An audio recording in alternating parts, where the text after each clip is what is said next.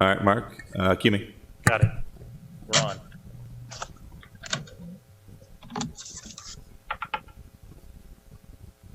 Okay. I'll call the Finance Committee meeting of 17 April to order. All members are present and accounted for. We need to talk about the agenda. I had sent out an email to you. I think there's two things that I'd like to cover quickly. One is we did get from Jody, and thank you very much, a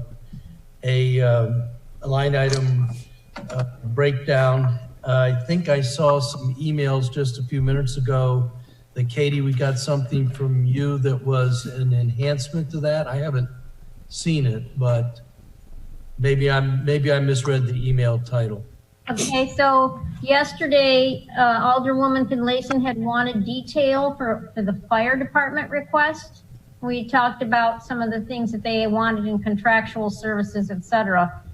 So we prepared a report that has the detail from Eunice. I sent you one document for that.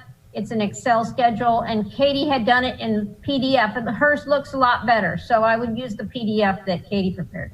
Okay, so perhaps if we have time at the end of the agenda, we can talk about that a little bit. I do appreciate getting it. I have not had time to dig into it. I will admit that some of the titles of the lines are not readily apparent to me, but thank you. I'm glad to get it. And that's what it looks like coming out of those line item descriptions of what comes out of Munis. And we are going to do a PDF version for you as well, because PDFs are easier to print. If you want to print it, it'll look better. Okay, I did print it, and it does print out in somewhat of a funny form. But in any event, I would like to amend the agenda to discuss that. And I would also like to discuss some housekeeping issues at the beginning of the agenda with the approval of the committee. I'll move approval of the agenda as amended. Second. All in favor signify by saying aye. Aye. Aye. So we're getting lots of pieces of information and also lots of individual questions from council members to the finance director that are all very important pieces of information, but I think we need to do some tracking of that. I've printed off several of them. Ellie, you've asked some good questions and gotten explanations back from Jody that are things that I think all of us would like to know about and understand. I've suggested to Takia that we need to put all of these things in that so-called parking lot, which is the space where it's items that the committee needs to get back to when we get into deliberations. Some of the things in the parking lot already are we have yet to discuss any of the legislation because we didn't get to it in our first meeting, and that's an important thing to discuss. Then we have all of these various pieces of information. And so I've asked Takia, and she thinks it's a good idea that anytime you have a question of anybody, particularly if you have a question of the finance department, if you could send it to all of us, including Takia, so that she can put that in that parking lot folder and we can all look at it when we get time for deliberations. Fred. Thank you. Once again, I don't have access to a printer right now. Could I please get these, and someone please give these to me in a hard copy? That's a request. I don't know, how do we accomplish that? Is it put it on your desk and you come in and get it, or are you asking it to be delivered? Mailbox is fine. I'll come get it. Your mailbox at work? Yeah. Right. Does that work for you, Jody and Katie? Mute, mute, mute, mute, mute, mute. You're on mute. You're muted, Jody. Yeah, that'll be me doing that. Thank you. Okay, all right. Thank you. Ross, may I add, we're getting a lot of different documents, not just from finance. So who's going to be the custodian? Well, I to was make just sure that they proposing, all go. I was just proposing that everything gets sent to Takia. She's going to keep them in a folder for us. We'll sort them out as appropriate. So a lot of these are documents that look like what I'm looking at right now is a replacement for the mayor's office, their org chart. Can't really see it, but and then there's something that Jody sent, which I believe is an embellishment of the schedule that the city manager sent out to all of the council a week or so ago. And those are all things that not only do we need to discuss, but we need to figure out how do they go into the budget book. We also have that open question. I like the idea of us putting the PowerPoint presentations in our report to the council, but Sheila, you're suggesting that it go to the council members that they can put it in their budget book. I think we could do both. The reason I'd like it to be in our report is our report is a public document. And I think that these PowerPoint presentations are more important than just budget. I think these are things that explain to our constituents what we're doing with their tax dollars and how we're doing it. And I think that they're very valuable in their own right. And of course, since they follow the performance measures, that has its own value as well. So we can talk about that when we get into our deliberations on the report, but I think everything should be funneled to Takia, please, so that she can manage it for us. May I, are not these reports being put on the website, the presentations? I thought they were on the website. Upstairs. By department, each department's PowerPoint presentation? I don't know the answer to that. I do know, because I got a call from Brooks from the Capitol, there are people watching it live. And by the way, once again, I think are impressed by what the departments are doing. Takia? All of the presentations are attached to the agendas. So if they go to the agenda or even the minutes, they can look at the presentation there. I'm not sure about being posted to the websites. I mean, on the individual departments' pages on the website. I would like to request, Takia, that you make 3 copies of everything, so that we don't miss. I mean, I make copies and put them in my book, but for example, I didn't get the mayor's office org chart. Ross, did we? I'm just afraid we're going to be missing things, and as we're going through these during our deliberations, it's going to be, well, I don't have that and I don't have that. Right. So if you could copy everything 3 times. So whenever I receive anything, I send them to every single alderman or alderwoman. The mayor's office didn't provide me with anything, so therefore I didn't send you a copy of anything. Katie? We sent, so you got an email from me last night about the revised city organizational charts and the mayor's office chart at like 6:30 last night. Right, and I think Sheila's raising the point, and I agree with her, and that's why I wanted to talk about this. If we can make, and I think Takia is pretty much getting everything other than direct email correspondence between council members and Jody, which I think has also important information we need to talk about. If we could just make sure, and I think this is happening, everything is copied to us. And in fact, Takia, I think a lot of these things are copied to all of the council members. Yeah, that's what I've been doing. But we need to keep them in a folder so that we can figure out where they go in the budget book and how we deal with them, and that we review them. There's important information. Jody has sent us several things that have expanded the kinds of information we have in the budget book now, and I want to make sure that we consider it. And I think that this kind of a housekeeping process that we have Takia be in charge of is the way to do it, unless someone on the committee has a different idea. And I'll recognize you in a second, Rob, but I want to hear from committee members. Does that make sense to you? It's fine with me. And Fred and Sheila, you both asked for hard copies of this as well. So far, my ink is holding up, and I'm antsy enough that I print it out as soon as I get it and look at it to see what it is. But I can understand, Fred, you don't have a printer, and Sheila, you're running out of ink. But it's just not working. Yeah. All right. The other problem that I'm having, like getting on today, I had to search back through.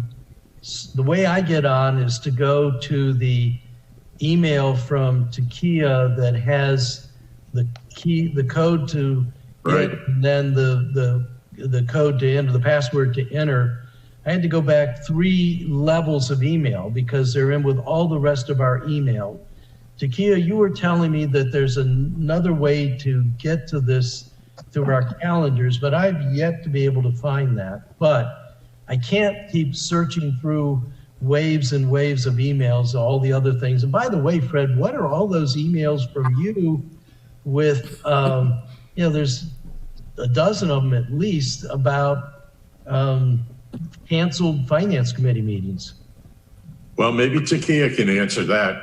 I put the meetings on my calendar, and I was told that I had to get them off because I'd invited all these people to come, and I did what I was told. Yeah, so All right. he inadvertently sent out an invitation to everyone Yeah. several So we times, could but just we delete deleted all of those them. all. But Yes, you absolutely. Please the do. only way that, I don't know, I can't control how many emails you get, but if you go to your Google Calendar, it's much easier to do it that way than to go through the emails. Can I chime in here? So- And Julian, hold on a second, because Julian also has something to say. So I think something that I think we've seen is that when she's sending these emails out, that you guys, if you guys click yes that you're going to attend, it'll automatically populate on your calendar. And then you just have to go to your calendar and it'll have all the information there. I think that what's happening is I don't think you guys are saying yes to the invitation. And once you do that, then it'll be pretty smooth for you. That makes sense? So, well, my problem is I don't know what my Google calendar is. The one on my phone, which Takia manages for me and I thought was my Google Calendar, does not have that information in it, that the calendar, like I'm looking at the one for today. It just has virtual meeting, Duke of Gloucester, and then there's an http://www Annapolis That's the city calendar, which doesn't mean anything to me. And so I'm not finding the calendar that these sign-in things are supposedly in. Well, may I interject? On my iPad, there is an icon that says Google Calendar. There's another calendar that's my personal calendar, but there's a Google Calendar. I tap on the Google Calendar and it shows me the week. And then I went over to Friday to the Finance Committee and tapped on the Finance Committee. And then what comes up is the invitation. And if you scroll down on the bottom of the invitation, it gives you the link to tap on and the code. So it takes 10 seconds. Well, I need remedial training. There's all kinds of calendars floating around. The one that I rely on is the one that is on my cell phone that Takia manages And for me. But I that's also the use city other calendar. calendar events, and so. But Yeah, I just looked at that, and there is nothing that tells me how to dial into these meetings. So there must be some other calendar floating around that I'm not aware of. Yeah, you're looking at the city calendar and it's not going to be on that one. It's your personal Google Calendar. Well, it's not personal to me because I don't use it, so I don't even know where it is or what it is, and I clearly have a deficiency. Anyway, we're Mr. Chair, yes, Rob. I just had a few suggestions on that. Maybe we can get with the IT department and have some personalized training courses with various alder persons. But regarding your last point, I just wanted to jump in because I know we had issues last year with just losing track of all the information that was provided, especially those not on the committee. I know you received a lot of information, and so I would strongly like to suggest that staff create some kind of shared Google Drive folder where all the information is compiled, all the sheets that are given to the Finance Committee. And then the second thing would be if we could speak with Inna Young about creating a website, a part of the budget website that includes all the presentations for the departments. I think it'd be good for not only the council, but the public to have all of that consolidated somewhere. Yes, I totally agree with you. And in fact, I had a conversation with Marcia and the city manager, but then I shared that with Sheila and Fred, and I might have shared it with you and Ellie too. I think this document, these things, and Archie's waiting patiently. I can't wait to get into his as well. I think these documents are important well beyond just the Finance Committee deliberations or the council budget deliberations. I think these are very good documents and an advance in the state of the art of us presenting all the things that our city staff do for constituents that they either take for granted or are unaware of. And so I think this is a very important communication document from the city to constituents, letting them know, I have another email from someone saying, every year your spending goes up by these huge amounts and we're not seeing anything for it. Well, they are getting something for it. And this is a way of showing them in a very informative way what they're getting for it, how seriously the departments take their business, how they have developed each in their own component, their performance goals and objectives and benchmarks and performance measures. And I think that's good government. And I think that we should be both proud of that, but we ought to tout it. Yes, Ellen. Oh, thank you. Am I unmuted? Can you hear me? Yes. I'm a stickler on document control, and I hope that this is not, I'm not on the committee, so let me know if I'm being too forward, but I would suggest, we have to have these documents so that somebody coming in cold from my colleagues would be able to navigate through them. So the simplest request I have is when a document is issued to us, please try to put in the subject line what it is. And then also none of these documents are dated and there's no reference to if or what they supersede. So I think that's really important for all of us because we're all tasked with putting hard copies in our book. So, and we ran into this last year. You remember at the end, we were scrambling with what was the latest sheet of paper. And I understand it being fluid, but just please have the documents dated and what they supersede. So Takia? Any document that I send to you, I put the title on, and in the bottom right-hand corner, it always has FC and the date that it was received. I did the same thing last year, and so whenever I receive anything, that's the same thing that I've been doing. Okay, I didn't mean to be accusatory. I just want to be, precaution. Thanks.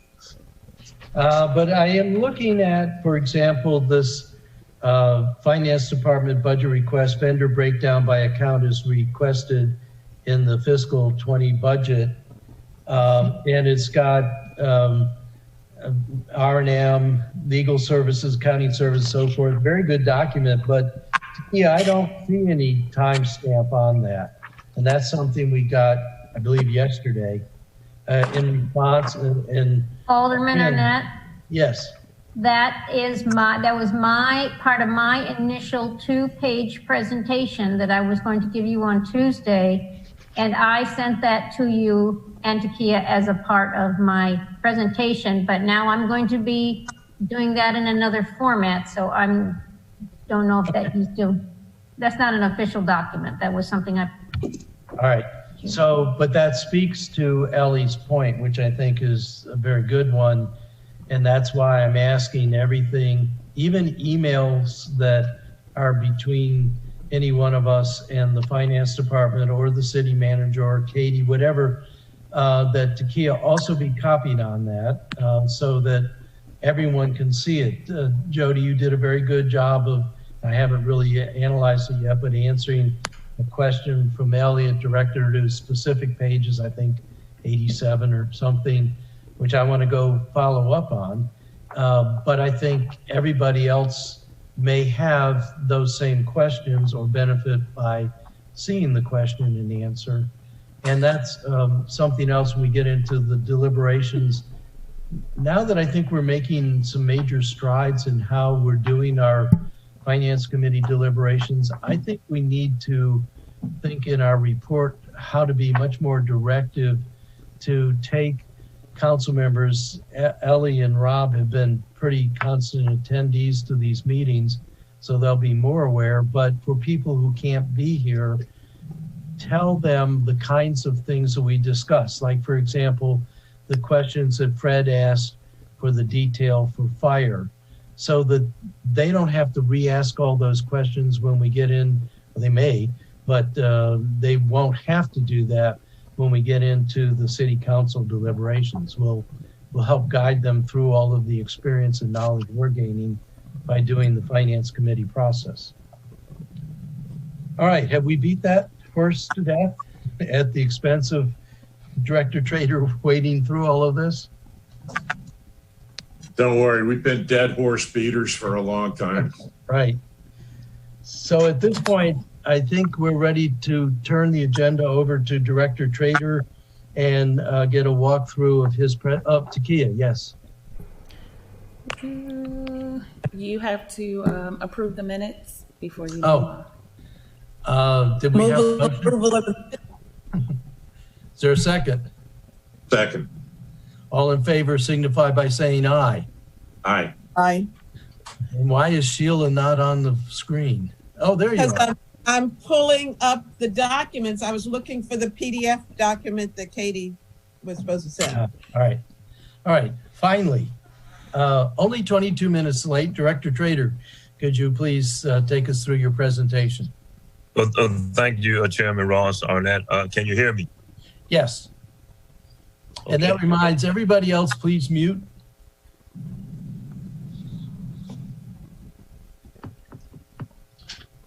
Okay. Okay, great. I'm Director Trader of Recreation and Parks Department.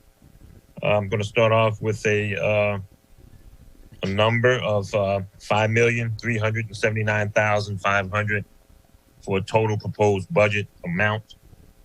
We're going to go to page number 2. We're going to leave the cover page and go to the next page. To performance measures. Goal number 1, increased number of program participants. We're going to do this by offering additional programs and giving surveys to understand what the public is thinking, what our current participants are thinking. Goal number 2, increased athletic programs. Objective, increase competitive programming, partner with sports organizations and community organizations. Excuse me. Third page, slide. Goal number 3, establish a new Kenneth R. Dunn municipal pool at Truxton Park as an outstanding facility in Anne Arundel County. I underline Anne Arundel County. The objective is to request an appropriate operation budget for FY21 budget, research best practices, implement extensive planning and organizational strategies. Goal number 4, establish newly constructed tennis courts and pickleball courts at Truxton Park as a reputable multi-purpose facility in Anne Arundel County. The objective is to research best practices, develop strategies to maximize use by recreational players, tennis organizations, and pickleball organizations. And we also want to increase the tournament availability at this facility for tennis and pickleball.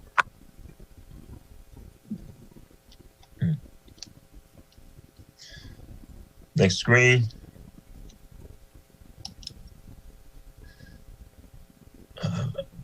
Goal number 3, establish waterworks parks as an environmental educational center.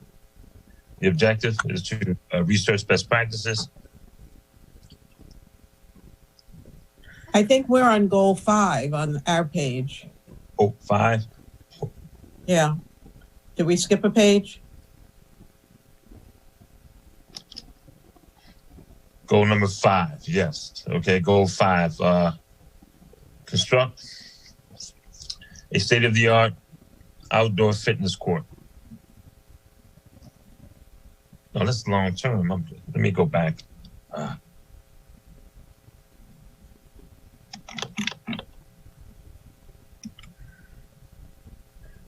Okay. Our 5 is increased number of individual and family memberships. Yes. Okay, I'm here. Okay, the objective is to provide a quality, diverse programming, create new and eclectic marketing strategies to reach diverse populations. Goal number 6, implement youth environmental programming.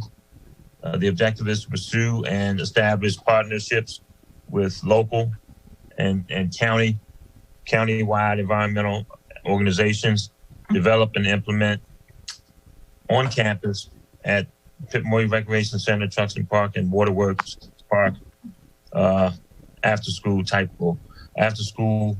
and out of school programming, environmental programming. Wow.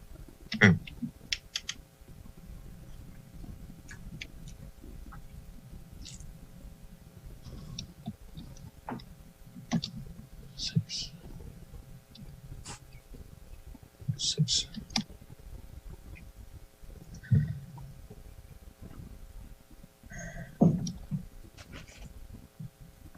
Number 7, improve Stanton Center community. Improve Stanton's community center infrastructure.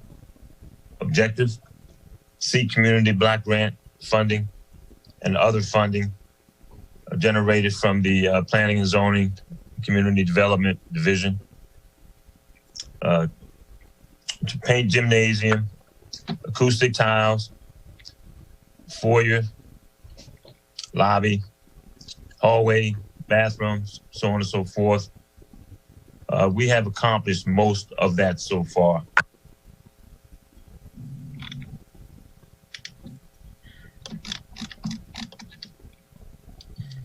Director Trader, I think you skipped over the first 6 of your long-term goals and you jumped straight to 7.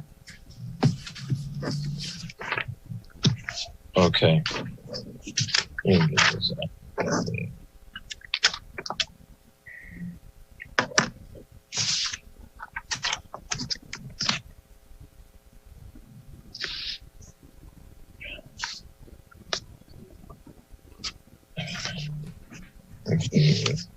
Archie, it's David. Yeah. Can you see the Zoom screen? Because your presentation is being shown on the Zoom screen. So if you want to just follow along on that, that might be more beneficial than following your own documents. Okay, we're on the long term.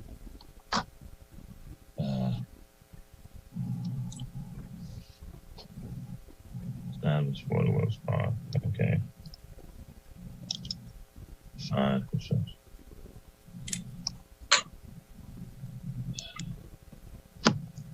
Okay, we're on the long term. Goal number 7.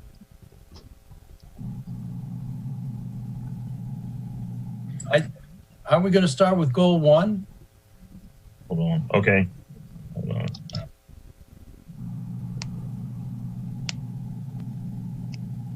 Goal number 1. I got it. Implement inclusive programming an inclusive playground apparatus. Objectives, research best practices by way of outside recreation and parks agencies, organizations for the physical, mental, and mentally challenged people. We also want to consult MRPA and NRPA. Create a funding campaign to include and fundraising and grant writing. Goal number 2, select certain Maryland Recreation and Parks, MRPA and NRPA initiatives to implement departmentally. Objective, research MRPA and NRPA sanctioned departments, certifications and certifications, and statewide national certifications.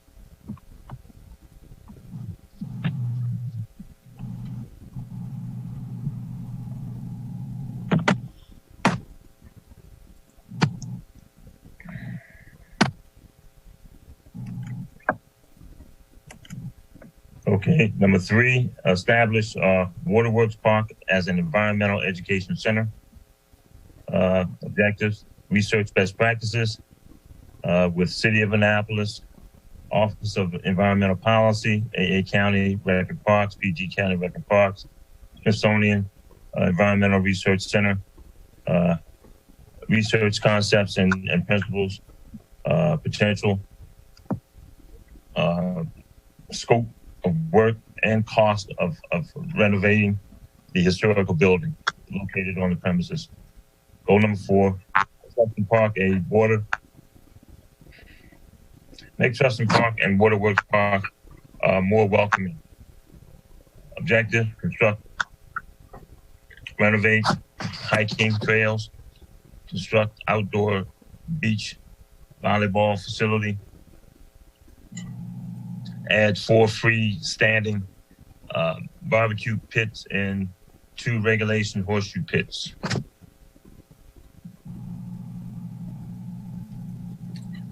Mr. Chair, can I interrupt? Or do you want us to wait? Go ahead. Go ahead, Rob. Thank you. Just on the last item, if you go back on the Waterworks Park, just wanted to point out that it might be a good idea to reach out to Maryland Department of the Environment, because I know they've designated a couple of those wetlands as wetlands of special state concern. So they may, I don't know what kind of restrictions they would have on uses around them, or if they may want to help with education. To your attention. Okay, thank you. Yeah, I agree. I see where Director Trader has coordinating with what is currently the Office of Environmental Policy.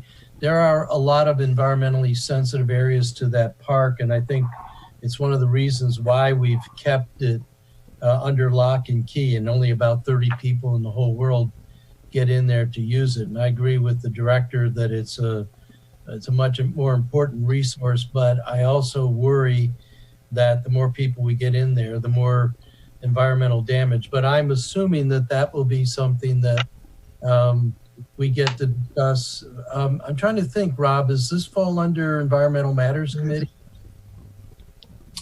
Well, I think we would certainly like to get an update on this. And don't get me wrong, Director, I think this is an excellent idea.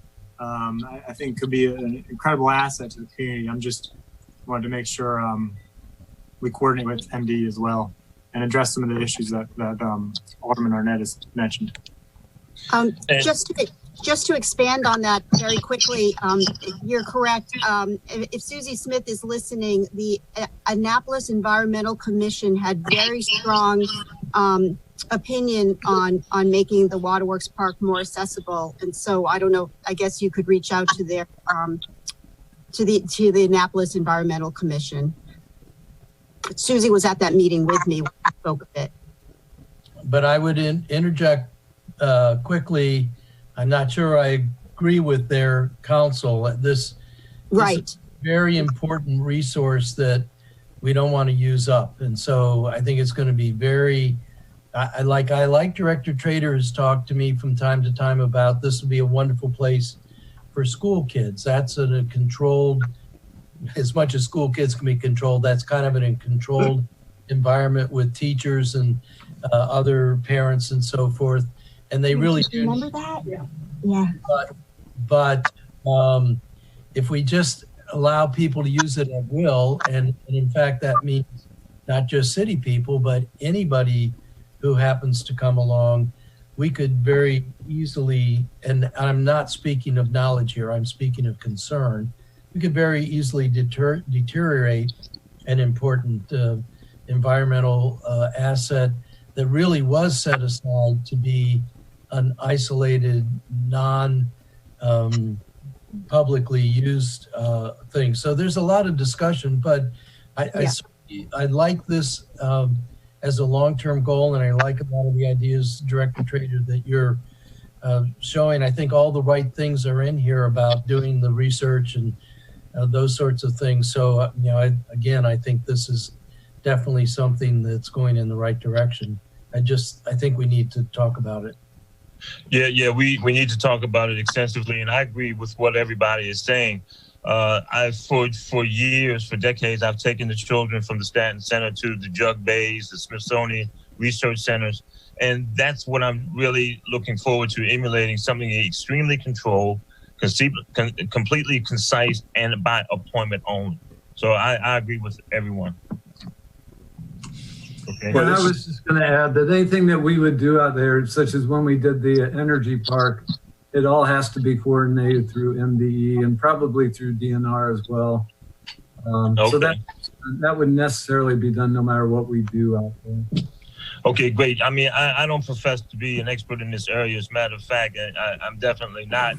And this is a learning curve for me, and I appreciate everyone's guidance. But I do think that the outcome would be great for our children and even adults for that matter. This is an incredible resource. It's probably known by fewer people in town than you can imagine. I worked out there a little bit in the summertime between high school and college, and it's just absolutely gorgeous out there. And it's a real treasure that very few people use. We need to take care of it, do whatever needs to be done to preserve it. It's great. It's a great facility. It's a great asset for us to have. Absolutely.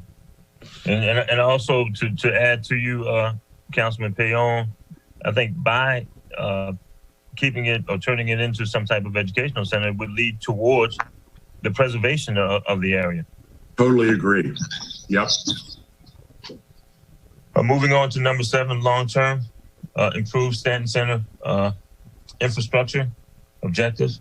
Oh, I've already read that, haven't I? Previously, but to go on, we have accomplished most of this.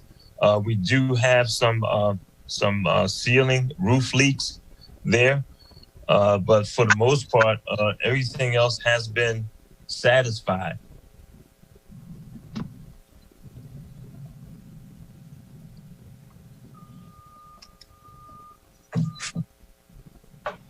Okay. I was going to mention that a lot of the things that are in these long-term goals are actually benchmarks in the goals and objectives section. And also a lot of the things you're mentioning to us are also accomplished performance measures. And so at some point, I think I'd like to talk to you or with you and the city manager about getting those into this document, I think for both the finance and council deliberations, but also because of this important public information aspect. Again, I will say I am so excited and pleased with our performance measure process and with the way the departments have taken this to heart and are showing what they're doing.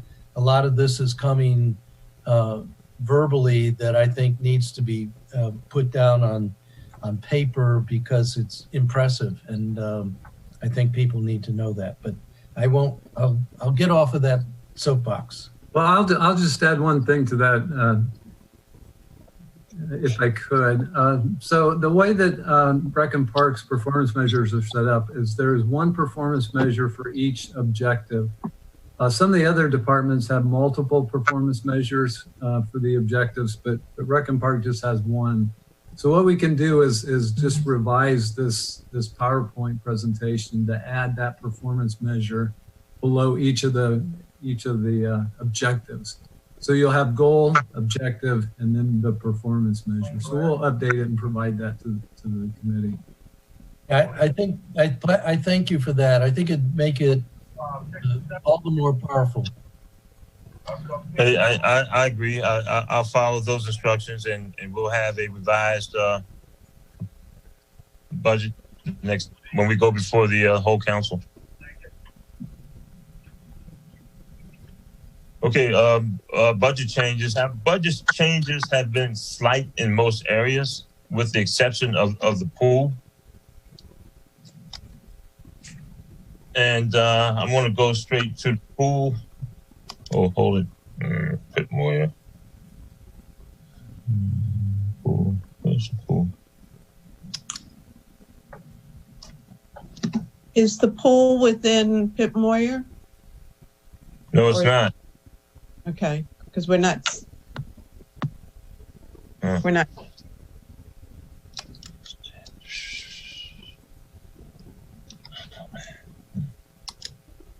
Hold it.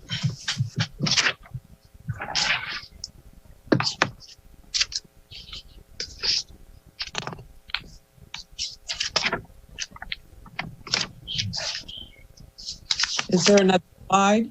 In the budget book, pool shows up on page 124. Yes, it's we have increased it from 134,000 to 279,200. It's an oversight. I didn't put it in the presentation. I apologize for that. But those are the numbers from 134,600 to 279,200. As you all know, we needed that increase in order to keep up with the increased expenditures, the increase in staff and other expenses that we will incur with a much larger facility. So I think it's going to turn out. It remains to be seen. We'll keep good statistics and good records to determine that. I think the revenue will go up in our pool. So and that's why we really needed that increase. Question? Yes. So Archie, did you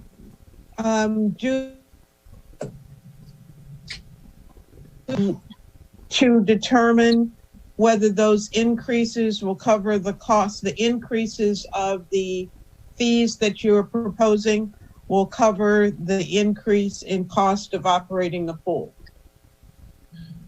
Yes, we took a good look at that, and we based it on, the previous staff and the increase in staff and supplies. Okay. We feel that it will cover the cost. Okay. So you expect to be able to generate at least 135,000 from the increases that will cover the increased cost of the pool. Yes. We should meet that. Okay. Thank you. You're welcome. Okay. May I ask another question on the harbor master? I'm still on page 124. And have you done harbor master yet? Sheila, can we let Okay. Secretary go through his presentation? I think what we have up on the screen right now is we're back at Budget change. front desk, parks administration, latchkey. I think I agree with you. I would like to go to the budget book. I have lots of questions on staffing and the breakouts, but can we let the director finish his presentation? As long as we're consistent, I'm good. Okay. Okay, if you notice this page here, the budget changes, the Stanton Center, it took a slight hit with the Stanton Center, but the Stanton Center is always used to, a skeleton budget. And the real concern with the Stanton Center is always our ability to keep it clean and to maintain the infrastructure. So, we've been doing this each fiscal year, and we'll survive this year. Sports, it took a little hit, but we'll be okay with that. There's no problem, no real concerns. Director? Yes. On the Stanton Center, this reduction, is that because of our pullback on appropriations, or is that reduction from some other cause? No, it's actually, what we contributed, to the overall cut. But all right, that answers my question. Yeah, it was part of the 10% of the non-salaries that we asked for. So that was what they proposed to meet that. So my sense is that the Stanton Center kind of carries on some of the spirit of the old Fourth Ward. I'm speaking not of direct knowledge, but just my influential. And so I'm wondering if that's the right place to offer cuts. We can talk about that when we get into discussing the budget writ large, but I'd like to know whether I have the correct sense of things and whether there are alternatives when we talk about the budget pages. Well, Chairman, let me say this real quickly. I define the Stanton Community Center as a non-revenue facility that is available to low-income families and communities and people, children, so on and so forth. It costs about $250,000 to run the Stanton Center every year. And you can correct me if I'm wrong, and I think that is a gift from the city, and we understand that. So putting it in that perspective, I don't think that, this cut will be seen as as negative in the community, if that's your point. That is my point, and thank you for that reassurance. Archie, may I ask, the cut appears to be in salaries. Does that mean you're reducing staff? No, what that means is that there was some positions on the books that were written on the books that we will not fill, and we took those positions away.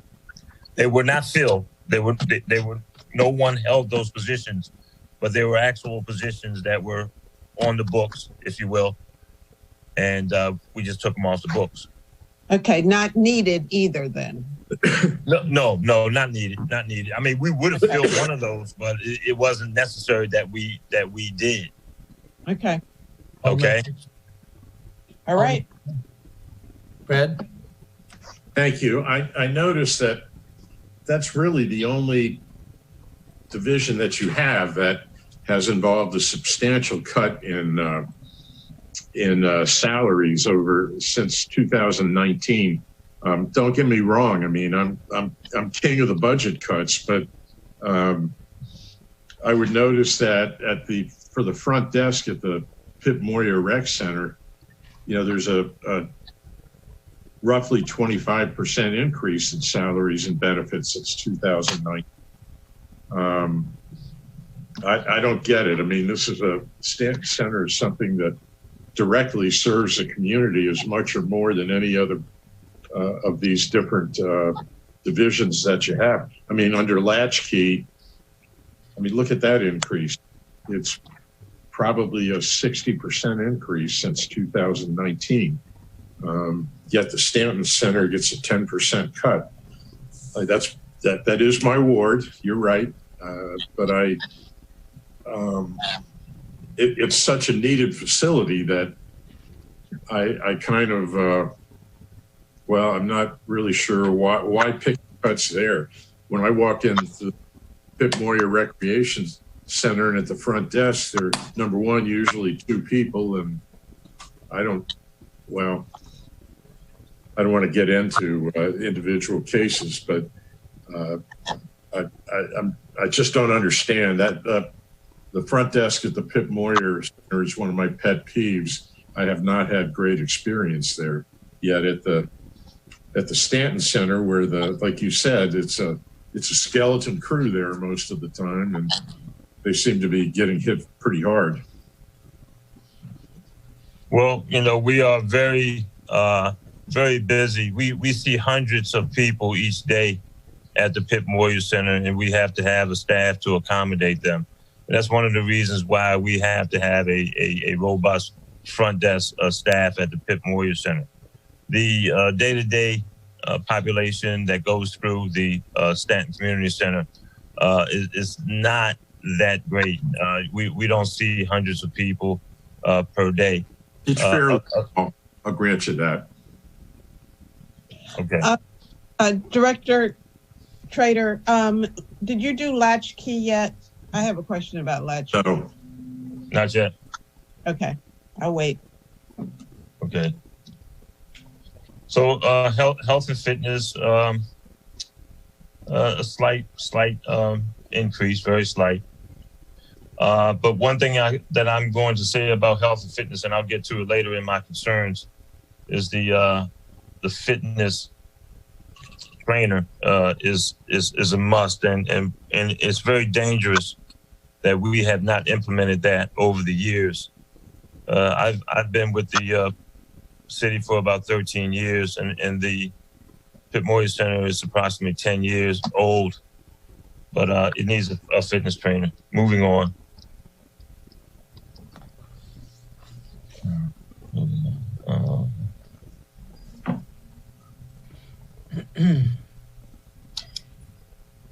Where are we in the Next slide. Concerns. We're at the concerns right now. Okay.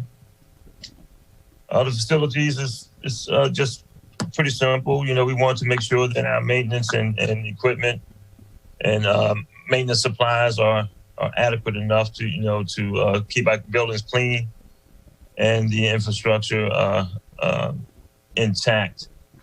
The sports, we want to make sure that we have enough funding to support our sports leagues for our youth and adults. Overall, there's not a lot of concern with the budget. Parks that doesn't have a lot of concerns. Recreational programming side, it really doesn't have a lot of concerns. But that's basically the concerns. And the main concern, and this is dangerous. This is I don't know how we have lived this long without a fitness trainer on the floor, without any major complaints coming from the public and the members. I have given evidence as to why we should have a fitness trainer. Plainly speaking, we've had injuries. We've had a broken wrist in the weight room. And from a business perspective, when you look at other facilities who are competing against us, we're talking about commercial for-profit facilities, such as the Eastport Athletic Center, 24-Hour Fitness, Planet Fitness, YMCA, you name it. I'm pretty sure that they are using that as a marketing strategy to inform people that, in fact, the fitness center at the Pip Moyer Center is unsafe. It is unheard of. It is unheard of in the fitness industry not to have a fitness trainer. And I just want to make it clear, I'm not talking about a private trainer. I'm talking about a general fitness trainer to walk the floor to make sure that things are safe, clean, and to give a constant observation to make sure that those things are in place. So I beg you, I don't think we're going to get it this year, but please, when the next fiscal year comes, please think about what I've just said. I promise you we will. And I think as this PowerPoint goes forward to the council at large, these concerns will be raised in front of them. I would quickly caution, at least the city manager, jump on me. Any place where we're thinking about an increase, we're going to have to figure about a commensurate decrease either within a department or from some other department. So we don't, even more than ever this year, and probably I'll predict for the next couple of years, we're not going to have a lot of latitude to do good things. I haven't seen a request from any department yet that I didn't think was a reasonable and productive request and that wouldn't improve the quality of services for the city. But I don't think we're in that mode. However, Director Trader, I would respond by saying, this isn't just good business. This is also exposure to a liability, and we may want to query the Office of Law. I have a constituent who actually hurt her foot there. I don't think we got sued, but I do think we need to do some risk assessment to figure out whether we don't have an unacceptable risk exposure, let alone providing a better quality of service. So, I mean, I think that's something we ought to be putting on the docket for discussion by the Finance Committee and the Council at large. And that's a good point, Chairman. And I think also what the law office could do is to really research commercial facilities and to see how that particular position fits, whether or not it's a mandatory position based on insurance or insurance companies demanding that a fitness trainer be on the floor or not, because, you know, we don't have one at all. But we're self-insured. Exactly. I don't know how that plays out.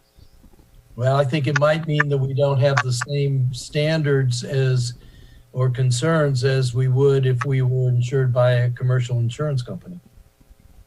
Yes, that's a good point. Sheila, I did skip over the latchkey, but going back to latchkey, we have a slight increase of from 449,000 to 513,000 in latchkey.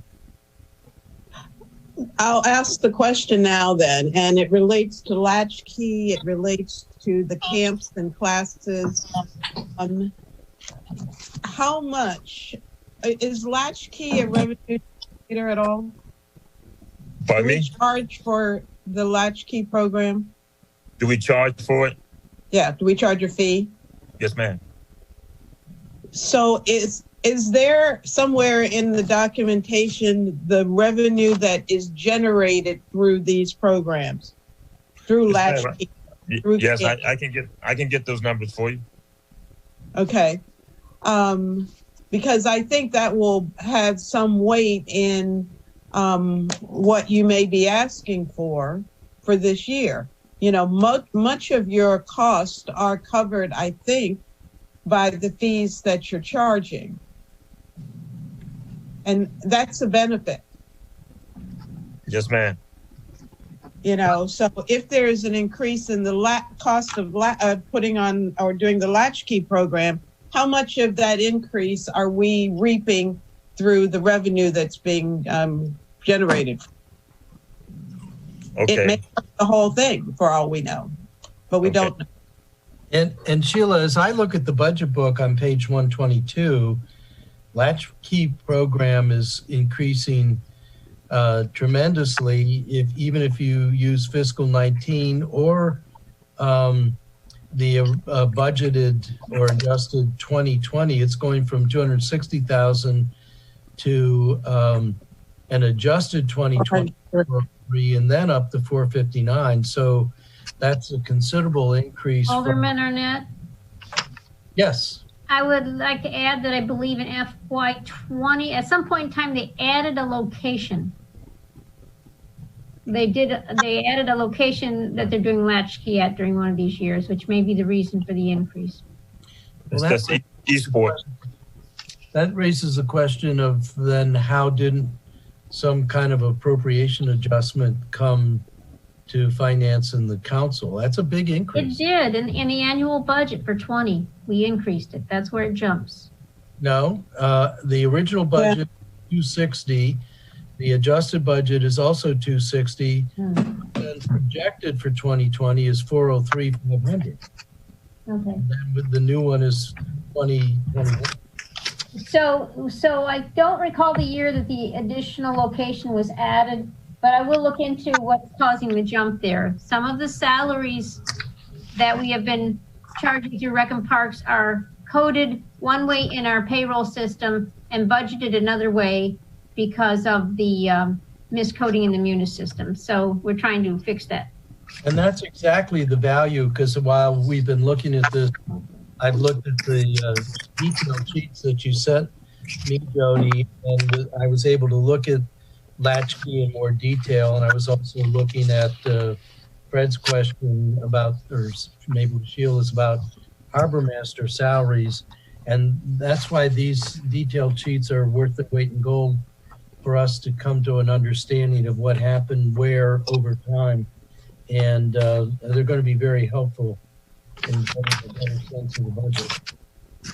So let me follow up with my question. If we added a new site for latchkey, does the increase in revenue because of that new site cover the cost of the increase in the expense? And I don't expect you to have an answer right now, Archie, but if you could check that out, please. I will. Thank you. Okay, moving on.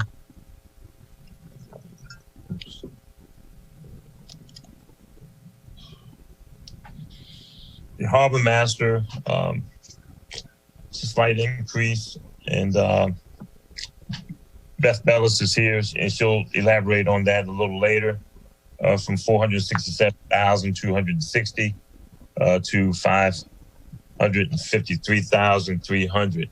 The arts and public places, that's I had nothing to do with that. I don't know where that jump came from, but there it is.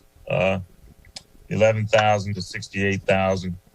That may have came from the mayor's office. I don't know.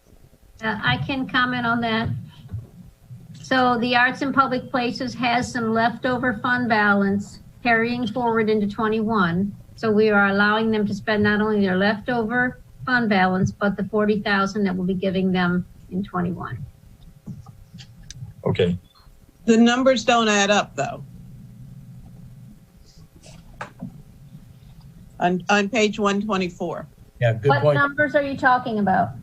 For arts and public. Ones in our book don't match what's on So the there's presentation. there's $28,000 carrying forward into 21, and we're adding 40 to it. What numbers are you trying to add? That's not what's on our sheet. Yeah, I don't have any of that. FY20 projected is just telling you how much they're going to spend this year, not what they're carrying forward to next year. So we're not seeing the 28,000 you just Okay, mentioned. so let me call your attention to the fund balance roll forward schedule on page 23.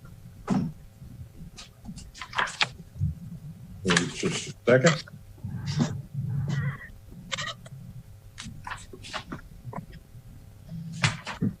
And that's 28. Yeah, so if you see, we're projecting at the end of 20, they're going to have 38. And so I appropriated 28. Which line are you on? This is a whole page of numbers. The line that says AIPPC.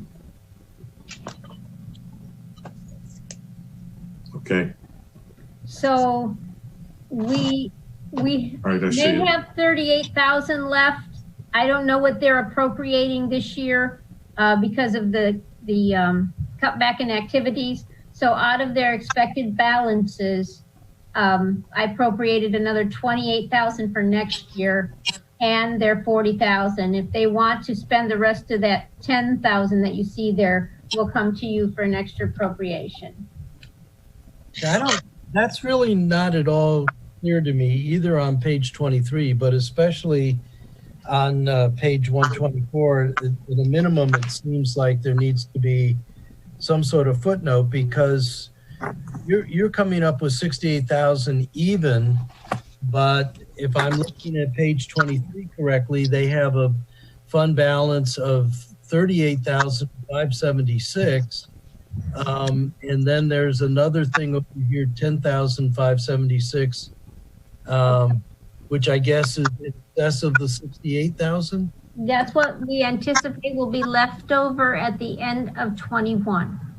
So first of all, I'll say I'm not going to appropriate all that 38,000 because I don't know what expenses they might have out there right now that they're going to send through for payment these last 3 months.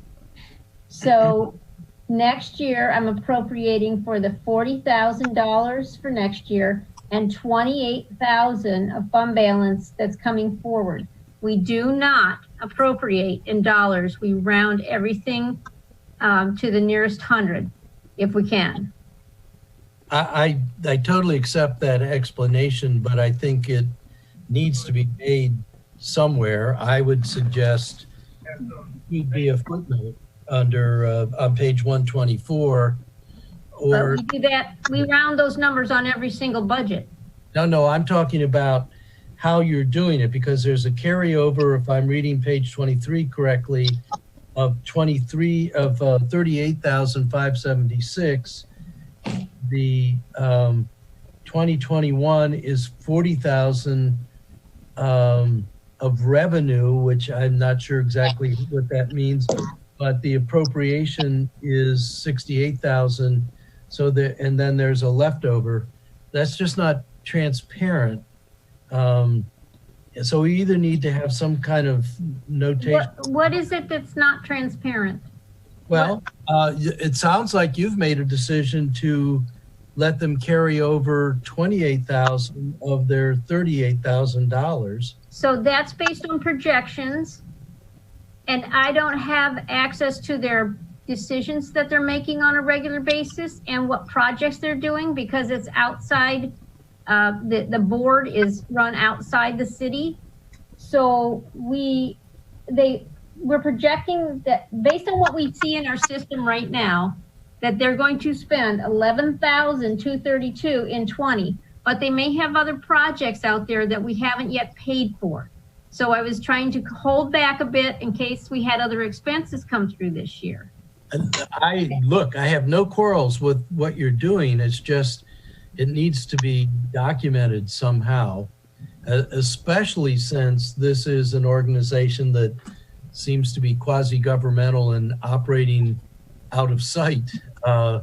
So I'm just saying, good. I mean, this is the mayor's budget, so you have absolute total right in the mayor's budget to propose these. It's just that it's not transparent what decisions that you are making or the mayor is making and you're carrying out. So all I'm saying is someplace, either on page 23 as a footnote, or maybe more helpfully on page 124, just some kind of notation about what's going on.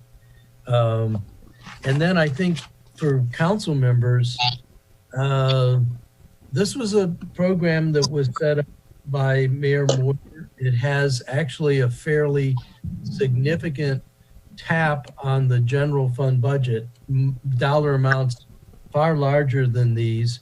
Under Tim Elliott, we started just appropriating a certain amount that was carried on by Mayor Cohen and by Finance Director Miller. And I know I got very direct complaints from Ellen Moyer, who was then the chair of this group, that they were just being squelched down, not even giving them enough money to cover their operating costs.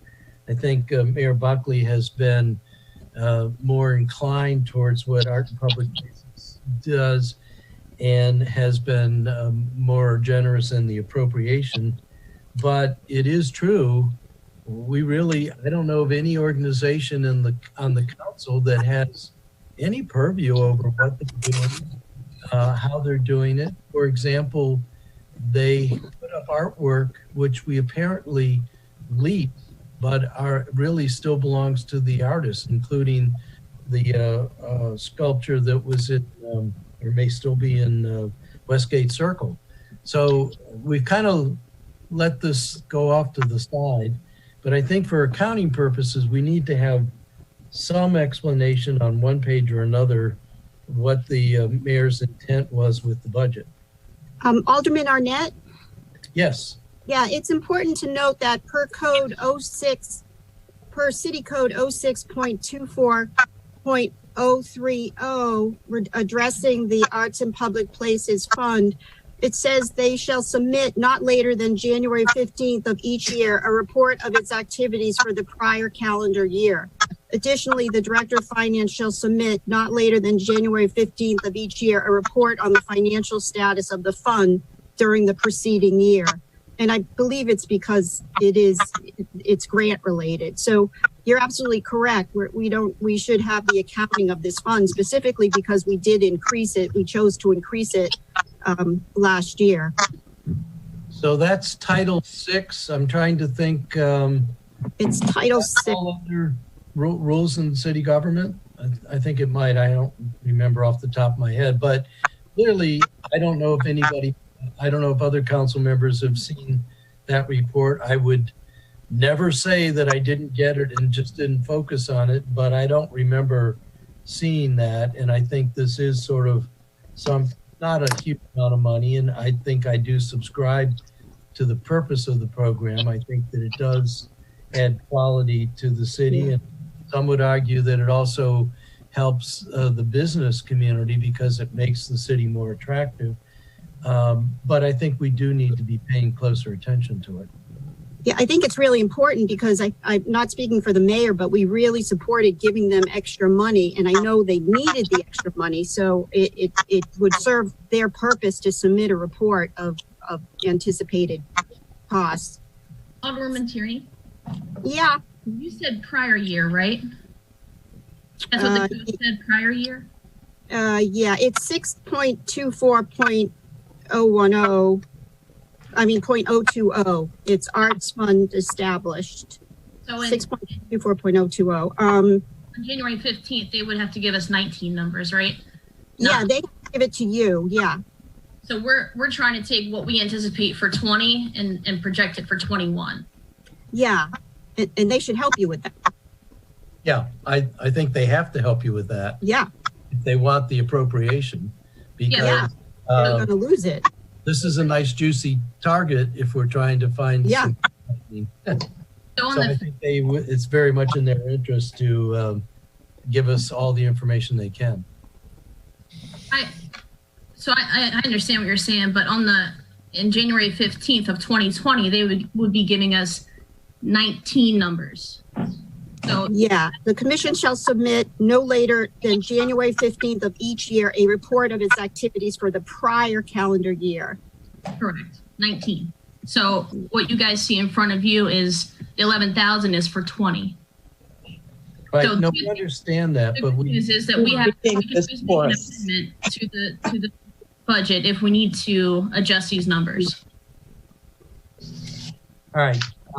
We do need to get more information, and it can either come in the Finance Committee report or preferably in a reformatted budget for the budget book for the council at large. But we may also have to look at revising the code so that we get a more timely report. In this case, I think just get the required report. I know that that leadership has changed at least a couple of times, and also old guard members of that committee have dropped off. So this may be something that new leadership and newer members were not aware was a requirement, but it is a requirement. And I also think that we need to get this, frankly, Director Trader, I don't understand. I guess this is because it's outdoors that you, that this came under your purview, but it doesn't, I'm not sure it necessarily fits with my concept of parks and recreation. Chairman Arnett, can I? The arts in public places? Yes. The Director Darrell wants to speak to this. Yeah, thank you. So it sounds like there's several different issues that we're talking about here. So art in public places has always been nestled under Rec and Park as far as staff management of that function. So that's why this is in Archie's budget and why he's reporting on it right now. We will definitely follow up on the annual report. Not sure if that came in or not, but we can find out about that. But as far as the budget goes, it appears that, because as we were going through this, through the entire Rec and Park department, you were kind of looking through the lens of general fund and, without the ability to carry over. And so when you see the big numbers under arts and public places, that's a special fund. So it's funded by the general fund, but it's outside the general fund where the funds can carry over. So perhaps the way we resolve this issue of transparency is to just add a note that this is a special fund. Doesn't follow in the same rules as the general fund budget items do, and just talk about the carryover of funds. And maybe that adds the transparency and the additional information that you're looking for art in public places. Thank you, Director. I would also, this is kind of the tail wagging the dog. It's a very small part of the whole Parks and Recs budget, and we were focusing on Latchkey, and we have yet to get to Harbor Master. We were also focusing on Stanton Center. So perhaps we can get back to the bigger, more mainstream topics for Parks and Recs. Okay, moving on to Harbor Master performance measures. Beth? Hi, good morning. Morning.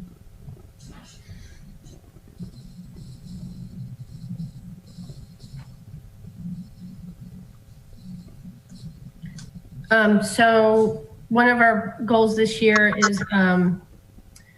was to provide better supervision for our staff. So I'm sure everyone knows we are only 2 full-timers in the Harbor Master's office, and we're open from 7 a.m. to often 9:30 p.m. during our busy times. And we've had a very difficult time hiring, or maintaining good supervision at $15 or $16 an hour. So while that works for us some of the time, we're in significant need of a second deputy, someone that we can pay enough to be on the same page, and that we can cover almost all of our operating hours to have like a unified concept and excellent customer service. So that's one of our goals. Obviously, that goal happened before COVID-19, as did some of our others. But we just want to provide that standardized training and consistent policy. Goal number 2, again, we're aware that this objective of purchasing a new Zodiac might not be realistic at this time, but our Patrol 2, which is the boat that collects $200,000 in revenue on the mooring balls every year, is 14 years old, and the hull is beginning to delaminate. We think that we can get her through another year. She already has 2,700 hours on the outboard, which means by the time we get to the end of 2020, it'll be closer to 4,000 hours. That's an awful lot of time on an outboard motor. We're kind to her. We keep her on a jet lift. So we hope to get another year out of her. But we hope that next year the council will consider the purchase of a new Zodiac. Collecting fees from moored boats is particularly hazardous if you don't have a soft-sided boat. There's just a lot of wind and wave action. So we love to have a soft-sided boat for that job. that covers both of those goals, I think. So let me interject. I don't think putting off to next year really a very smart idea. I think next year is going to be sorrow and agony. I'm wondering if there aren't ways that we can go to the boating community, maybe through the Maritime Advisory Board or through some of the yacht clubs, to see if we can't find some help through them for both the outboard and the motor. Clearly, we're a maritime town. Certainly, that's a very important reason to me. That's why I moved here. But I hear what you're saying, and I agree with you on the delamination and also the hours on the motor. But I think we might want to try to think of some external activities. That's just offered as a suggestion, but also I will offer to volunteer to work on that. And I'm a member of 2 of the yacht clubs, and I think we can also go to some of the members of the Maritime Advisory Board, and also the what's the group, Beth? You know it well. That's doing the stuff down on City Dock that Jim Muldoon is part of. The Annapolis Waterfront and Sailing Center. Right. There are some well-heeled people on that group, and I just can't help but believe that we could be successful in making an appeal to them. So I hear what you're saying. I don't really recommend that we think that next year is somehow going to be better than this year. And maybe I'm certainly open to suggestions, and I appreciate your understanding. 4,000 hours is a lot on an outboard, especially when it's a fleet vessel. So we hope that we'll be able to get through till such time we can afford a new one. If it happens that motor dies and that hull deteriorates even further, as I'm sure it will, we'll have to move to a hard-sided vessel for fee collection. And I can tell you, no matter how good of a boat operator you are, the little minor dings and scratches that may come to some of our customers' boats will result in extra work for risk management and extra costs. Right, and insurance claims. And so we could be penny wise and pound foolish. I think this is an important issue. I just am not, I hope we can try to find an offline solution, and I volunteer to help you with that if you're interested. And I can certainly talk to some of these organizations with you about it. I am a patron of one of the inflatable dinghy operations down on 2nd Street, and have been a good customer of theirs over the years. And I think we can appeal to them maybe for a good price if we can get some eleemosynary help from some of the members of our community, our boating community. The other thing we've done in the past is to try to afford the outboard at the end of the budget season and then afford the hull during the next budget season. So that's something creative we did last year that worked out for us. May I ask a question? Certainly. Beth, what is the cost? First of all, I thought we got a new Zodiac within the last couple of years. Did we not? So our current Zodiac is a 2006. It was a donation. When I came on board, it didn't hold air anymore, and it had 8,600 hours on the motor. So we put new tubes on it. So that's been 3 years now. We put new tubes on it, and we put a new outboard. But with 1,400 hours plus every year, and because the hull is 14 years old, we just don't have a whole lot more life left in there. Once the hull is done, the boat is done. Because for some reason, I thought we had gotten a new one, and maybe it was the fireboat that I'm thinking of. What is the cost of replacing the hull and the motor portion? So some of the prices I've seen recently are upwards around 130,000. And that sounds like a very high number. If we get something that's recreational and not commercial, and add the lights and siren, we're looking at a cost of closer to $80,000. So the lifespan of the commercial boat that has an aluminum hull is probably 10 years longer.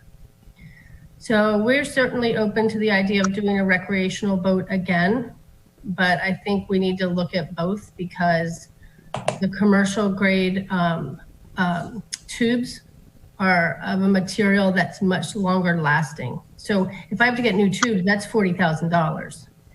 And I'm not sure how long a recreational tube set will last for the number of hours and the amount of sun that it gets in the city. Okay, so am I hearing we could spend $80,000 for commercial grade, and then we could retrofit it with our lights and sirens and all of that? We could probably spend around $70,000 for a recreational boat if the numbers I saw are correct. And then we would have to retrofit it with radios, lights, siren. So maybe as low as $75,000 if we go recreational, if we shop hard. And the life expectancy of a recreational is longer than the commercial? The commercial is going to last longer. Commercial is longer, okay. Could you potentially buy from like a neighboring jurisdiction? Sure, we certainly could. The problem is fleet boats are usually pretty rough shape by the time someone wants to sell them, particularly the inflatable hull that only has a certain amount of a lifespan. Excuse me, Mr. Chair? Yes. You know, we only had scheduled till 12, and our presentation, Office of Law, hasn't been presented yet. I'd like to kind of get a sense from you whether we'll be needed at some point today or you want to postpone, because I've got 3 other meetings today that I have to kind of be in. I apologize. You're absolutely right, City Attorney. We're starting to bump a lot of things back, but I don't see how we can. Laws are all important, and we have a lot of things we need to hear from them. Well, we're good waiting. I just want to kind of get a sense from you. But I want to give you today, if you need me today at all. I want to give you a full amount of time. So I guess I would appeal to the committee. There's one other thing, at least, that I want to talk about before we end today. So what's the sense of the committee that we reschedule law?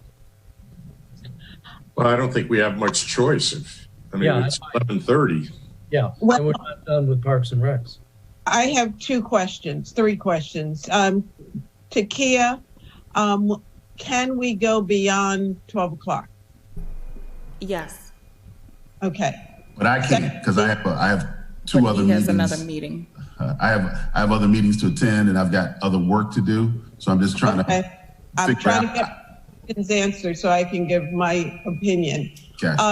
Archie, how much longer, how much more to your presentation? Well, we've got to finish Beth. Well, Beth, Recreation and Parks. Yeah, that is, she has what, 2 more slides, Beth? It's 7 slides total. I think we've been through maybe 2 of them. 2 of them, 5 slides? Probably, I want to say 5. Okay, so I was thinking that if we were close to the end of Recs and Parks, then we may have an opportunity to get law in today, but it doesn't sound like it then. I don't want to shortcut anybody, but certainly I want to get a sense from the city attorney. I don't think 15 minutes is going to be enough. Just looking at your presentation, I just think it doesn't do anybody any good to. Mr. Chair, that's not what I was suggesting at all. That's why my first question was, can we go beyond noon?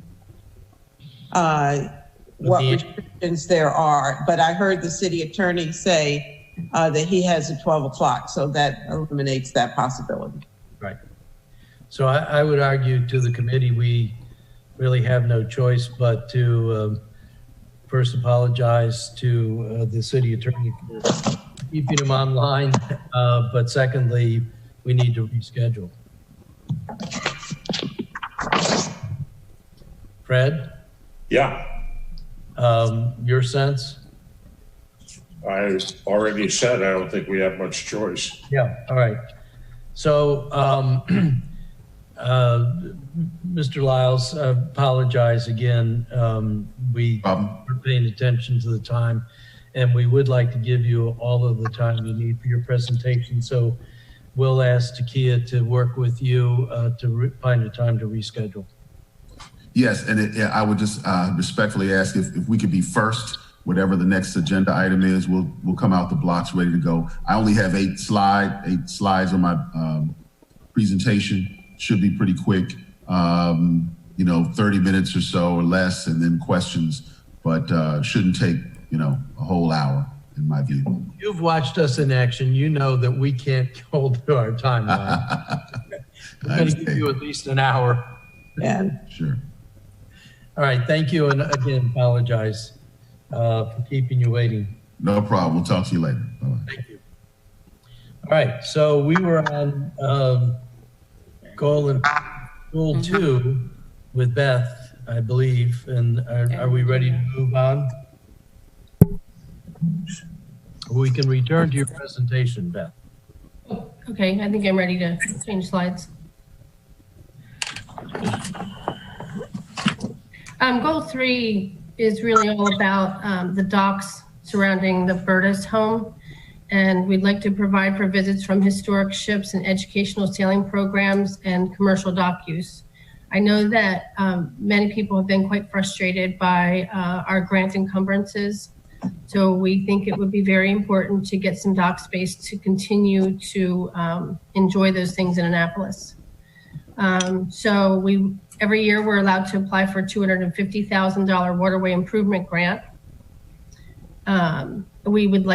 We're waiting for one right now to redo 5 different street ends, which we're excited about, but we would like to apply for another one next year and use that to put in floating docks to make enough room for all different size boats with all different purposes, all different rec and park type purposes.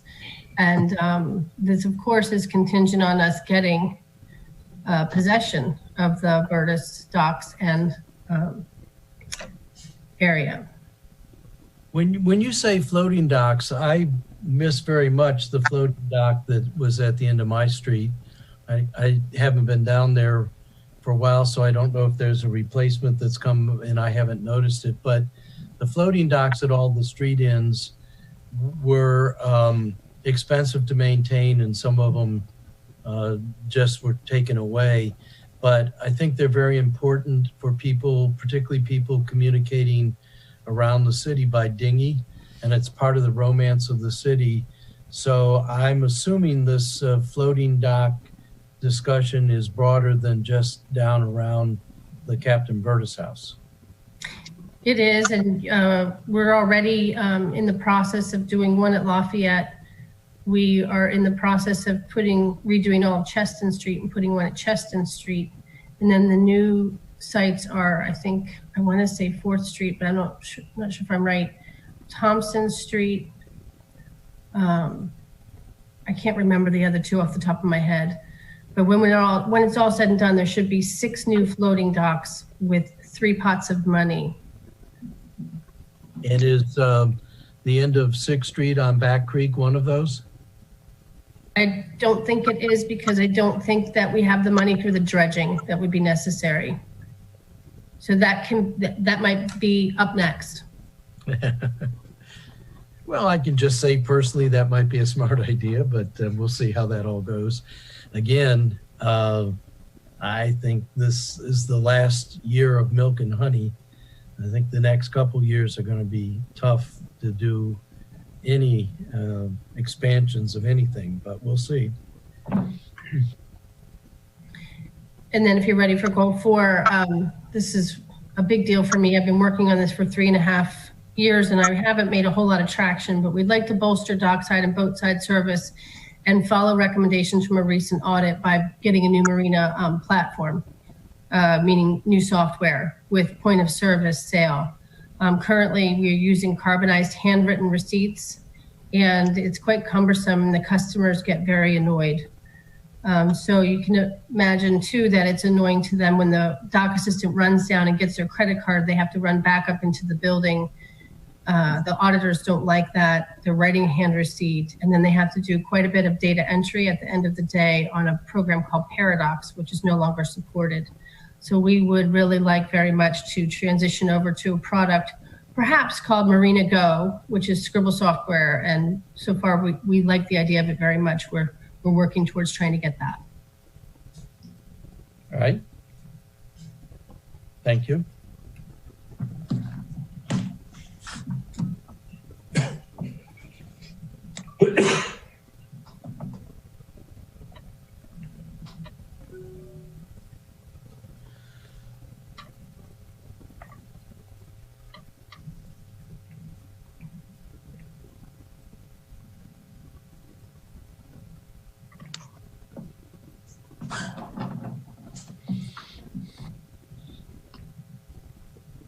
So those are all of our goals. I believe the next couple of slides just talk about the increases and the reason for the increase request. So if you look at our repair and maintenance of buildings, we've gone from repair and maintenance of buildings and repair and maintenance of equipment are two accounts that for whatever reason have always had different amounts of money, and we can never really predict if I'm gonna blow up a boat engine or I'm going to need a new shower in the men's room. And so we borrow back and forth between those two accounts because we can't always predict what's going to break.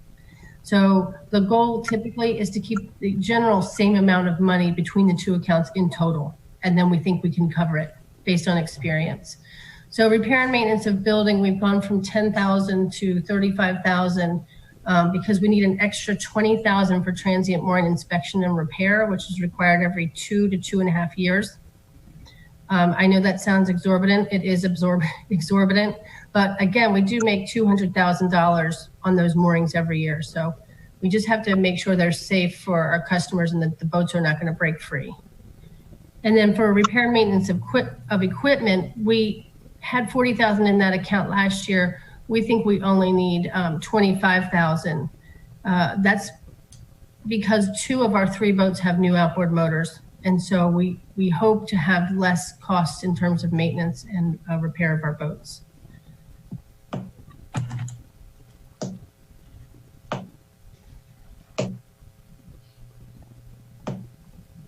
May I ask a question? Of course.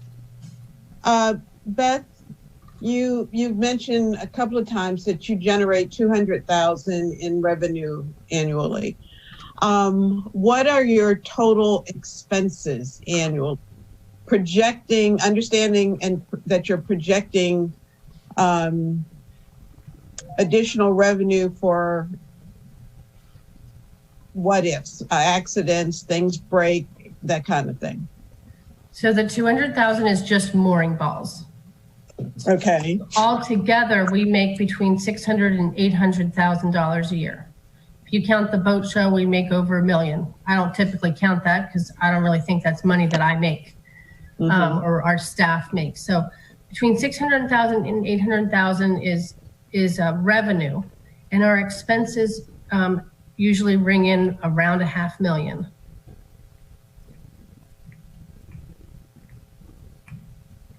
We would make more money if we do gain the docks at the Burtis House, and if the theories run correctly, we make about $200 per linear foot. That's about 300 feet. So I think my math was around $50,000 in increase. That's with the current configuration of docks. If we redo those docks and do floating docks, we could make a lot more money over there. And as almost any service industry, the more hours we work, the more money we make. If we shorten our boat patrols, people use the moorings and don't necessarily pay for them. People sometimes dock up and don't necessarily pay for that. So we do find the longer hours we work, the more money we make. So that means salaries, our hourly wages are a bit more. So I'm looking in the budget book for the numbers you've just given us. And I'm sure there's you don't have your projections here.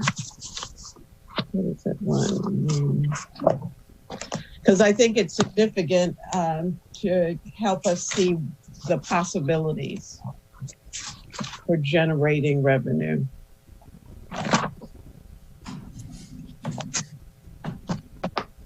Do you mean in the new doc, on the new docs that we might gain? Yes. So I'm not sure. The 200 new revenue on the new dock has not been anticipated into this budget, as far as I know. If you look at the breakdown of the general fund revenue, I'm looking for the page, on page 25 and 26, on page 26,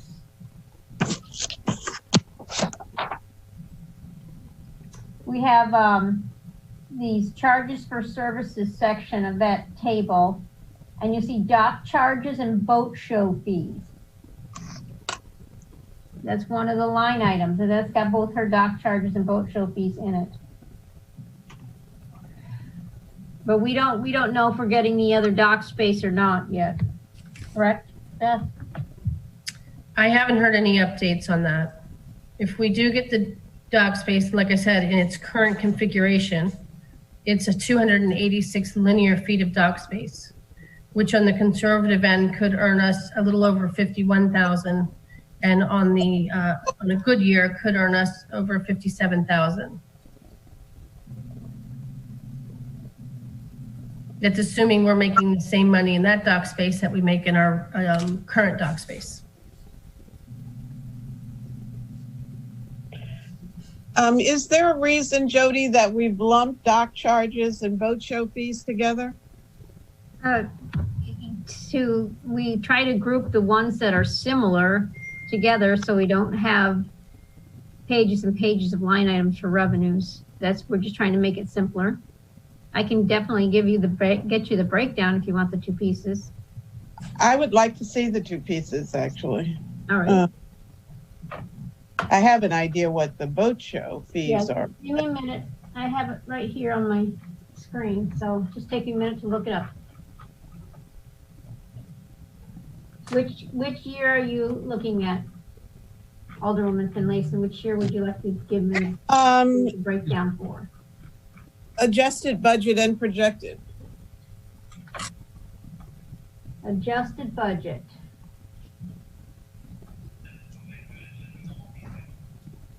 Hold on. Dock charges. Okay, adjusted budget. Dock charges and the Chandler dock, which are two different areas, but there's $680,000 are the adjusted budget for the dock. And the boat show, the adjusted budget is $475,000. And on the projected numbers, dock charges, we're projecting $672,000. And the boat show, I'm sorry, I gave you the wrong number, wrong column. The dock charges projection for this year is $670,000. And the boat show is $535,800. We had a really good boat show in the fall, a lot more than the previous year. Does that include Watermark's lease? I don't know. Okay. I don't think so. I don't know where that gets posted. Okay. Changing topic slightly, but Can she finish first before we change topics? oh, sure. Jody, you didn't give us the projected for the dock fees, did you? You mean projected for, you mean 21 or 20? Yeah. Oh, okay. I'm sorry. So the 21 request, we've got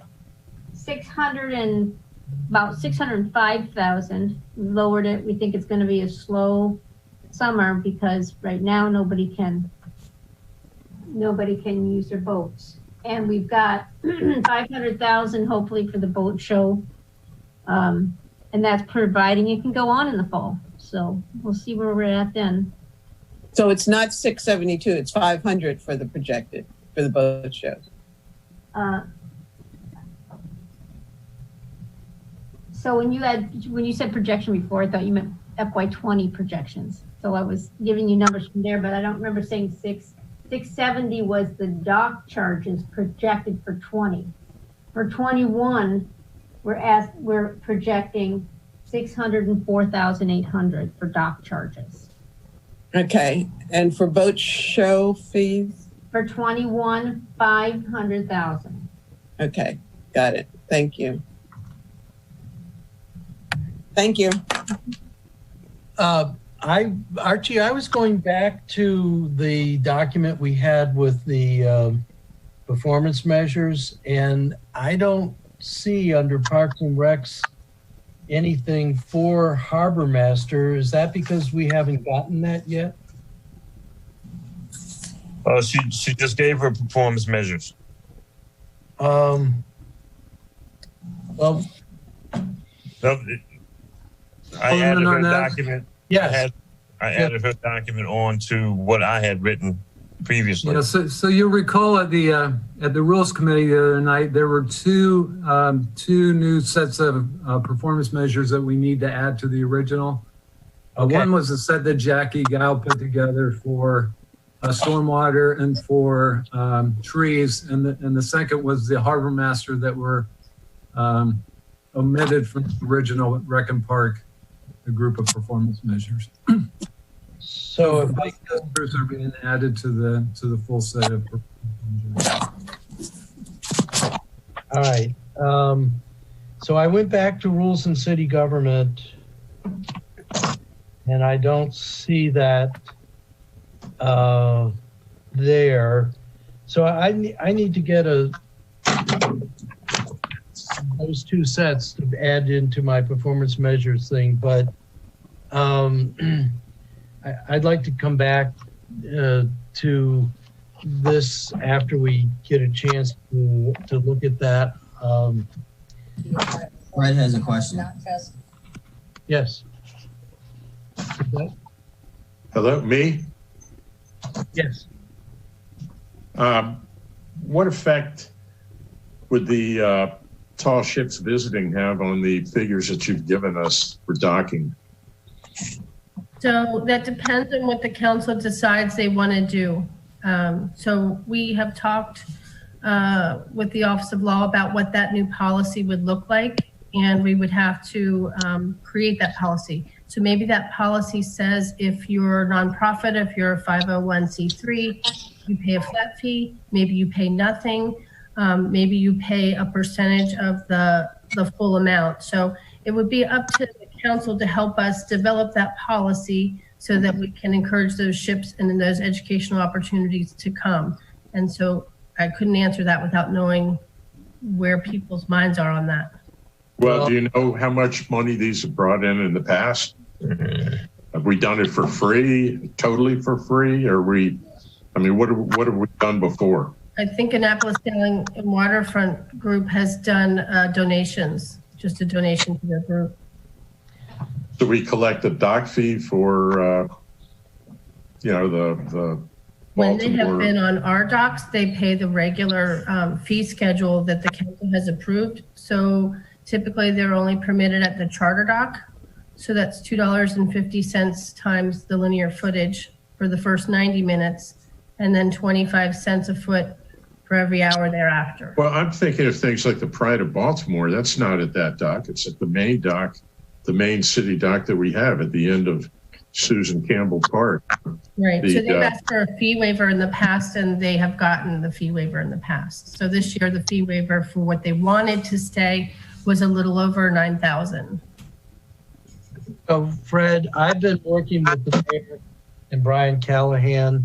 We're trying to work out a whole policy on that will come to the council. We have been asked in the past, and I have supported that we waive fees, particularly for the Pride, but also other tall ships. Brian had wanted to start a uprigging this year down at City Dock, like the downrigging that's done over in Chestertown, which is quite an impressive event. It goes over several days.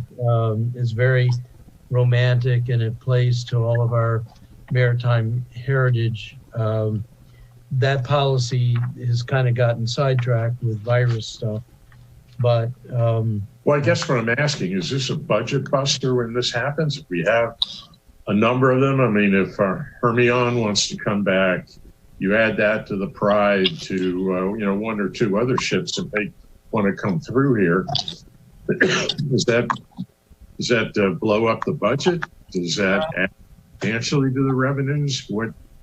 So even though you're not making any revenue on the dock, I think people would argue that you're making an amount of money elsewhere that you can't really quantify. That's A. But B, all it costs, if indeed the state is going to surplus that area over to us, the only additional costs is keep up that decking and those power pedestals. So the expenses there are minimal for the dock area.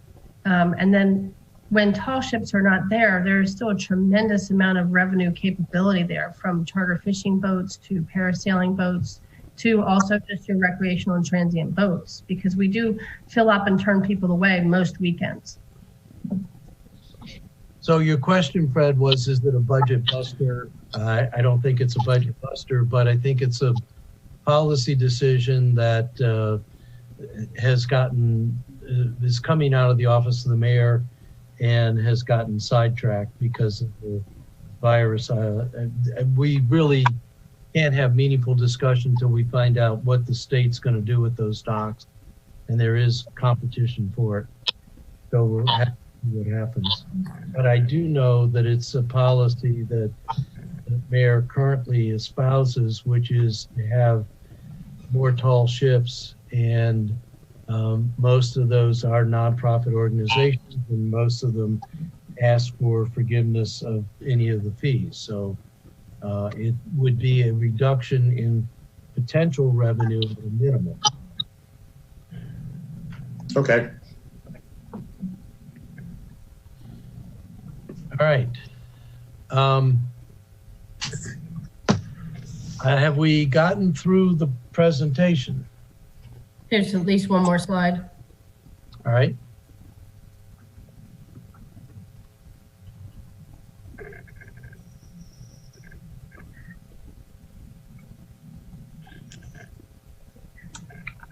This is just the increase in money needed for a new software marina platform. So our data costs will probably increase from about 4,000, which is what we spend now, to about 7,000. And then supplies, we've asked for an additional 8,000. So just to have training and purchase the actual software. The savings on the other end will probably, even though it may be higher than 12,000, we probably spend more than $3,000 or $4,000 just on paper receipts. So there will be savings in other areas, and I think there will be savings in manpower, but it's impossible to quantify that at this time. All right. Thank you. I think it's now time to, in the moments we have left, to turn to the budget book, starting on page 120, talking about the staffing, going on over to expenditures. Are you going to discuss the stance? I just wanted to quickly. We did discuss it earlier, but please ask whatever question you wish to ask. Yeah, I guess I'll just go back and watch the video. I just was wanting an explanation on the significant cuts to it, considering it is essential to so many youth and adults in that community. Yes, I asked that same question, and Director Trader answered it. is our Director, can you give a short answer to Alderman Gay? He asked the same question. Yes. Could we Yes. repeat the question because we're breaking up? Yeah, we need everybody on mute, including me. I was wondering what it would take to do that. Okay, what was the question again? Could you- No, I just was asking about the significant cuts to the Stanton Center funding. I only seen the last couple of slides, but very few had lost the amount of funding that the Stanton Center had lost. And I'm wondering why, considering how important it is to the community around that it serves, and then to the general city as it hosts many of our nonprofit organizations that do programs that help our low-income communities. We've already been through that. I know. I said I could watch it, but Ross said he would allow the. I just thought if Archie could give a quick response for Alderman Gay, that would be helpful. And then we can get into this in more detail, certainly in the Finance Committee deliberations, but also when it comes to the council for deliberation. But Director Trader gave a very succinct answer, and I think you should hear it. Okay, it's not as significant as it looks. The city pays about $250,000 to operate the Stanton Community Center. I define the Stanton Community Center as a non-revenue facility. All of the programming is practically free to the public. We do request a small basketball league registration fee, and all other programs are virtually free for the public. So the cuts that you see are actually positions that were on paper, on the books, and money was set aside for these positions, but these positions were never filled. So what we did, we just eliminated the position. One of the things that I didn't say earlier was that we had just hired a front desk receptionist about, I want to say 2 months ago. So Miss Lois is working as a front desk receptionist at the Stanton Center. So the cuts are not that significant as they look. Would you say that the positions that are not being filled are critical to the operation of the facility, or if not critical to the operation of the facility, critical to maybe the children or adults who would use the facility to, kind of either for childcare or just gaining, life skills and the resources that have. Well, one of the positions was the recreation associate. In fact, Mr. Christopher Beck held that position before I promoted him to manager. And that particular position has not been filled since then.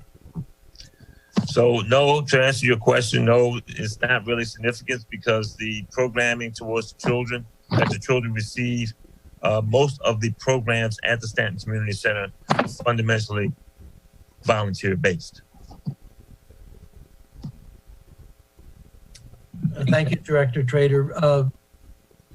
Alderman Payon, I think we were getting ready to turn to page 120 in the budget book, the staffing, and then the subsequent breakout of expenditures. I know we've gone over a lot of this already. I did have a couple of questions on staffing, but I wonder if committee members have other things that they want to follow up on.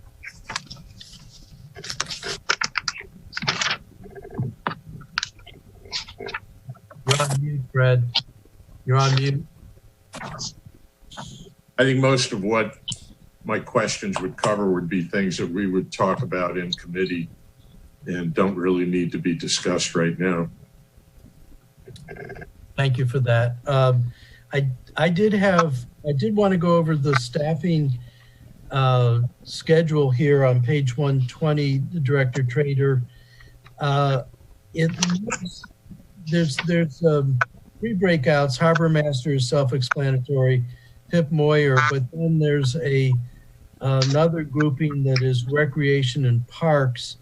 And I was trying to figure out of those staff, and I didn't even calculate. Certainly Latchkey is not part of parks.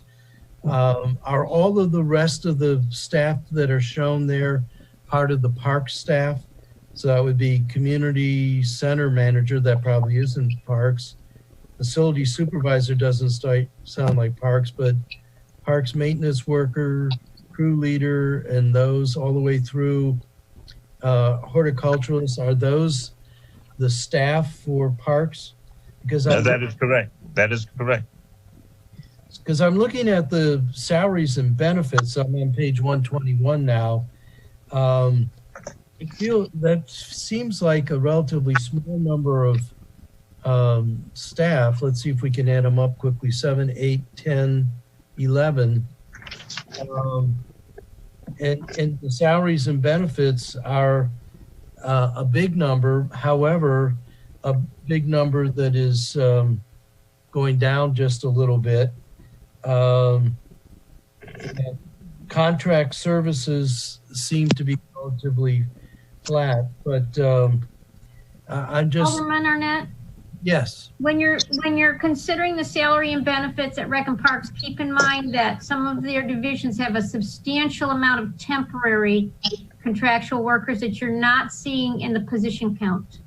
So Okay. it's not always an apples to apples. Well, thank you. That's exactly what I was trying to prize out, and I think it would be good to have some kind of notation either on page 20 or 21 or both that makes that point that there's a lot of seasonal workers that are included in the. So look underneath the position table on page 120. Yes. There's a note about how there's a lot of temporary seasonal employees.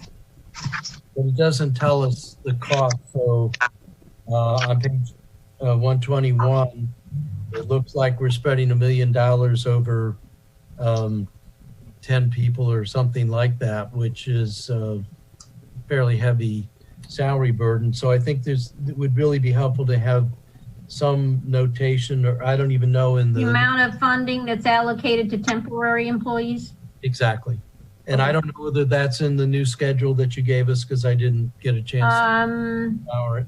It might be. It is. Okay, then You'll have to add, but their benefits are all grouped in together. They're not separated. The benefits, like the FICA payment, is not separate. So okay. I'll have to give you numbers. All right, thank you. That's really, there was one other question on one of the components, but I can't pull it up now. So I guess I would open to any alderperson if you have any final questions, or Director Trader, if you have a summary statement that you'd like to make, we'd be happy to hear either of those now. I do have a question for Director Trader. Under the question you were just asking about salary under parks, Archie, is lumped into that line item instructors for tennis and other outside activities other than the pool? No, it's not. It's separate. I know the pool is separate, but other We have an instructor line item for all of those various instructors. okay. Class camps and classes, is that where it falls? Yes. Okay. All right, thank you. Okay. There was a question about the parks, the amount of employees in the parks. I want to let you know that most of those guys are near retirement. They're making the top end. They're at the top end of their salaries. So I don't know if that makes a difference or puts it in perspective or not. But most of those guys are close to retirement. Thank you for that. And I think the supplemental information that Jody's going to give us will probably make this clear. Fred, you have a question? I do. Under front desk, you have a little over $250,000 for salary. And I'm trying to find on page 120 how many people work at the front desk. And the only thing I see that's obvious is that you've got a front desk supervisor. Yes. How many other people work at the front desk? I want to say there's about 7 or 8 that work at the front desk. Okay, how many hours is the front desk open? Presumably the whole time that PMRC is open. That's correct. The entire time that the Pitt Memorial Center is open, the front desk is open. So that's...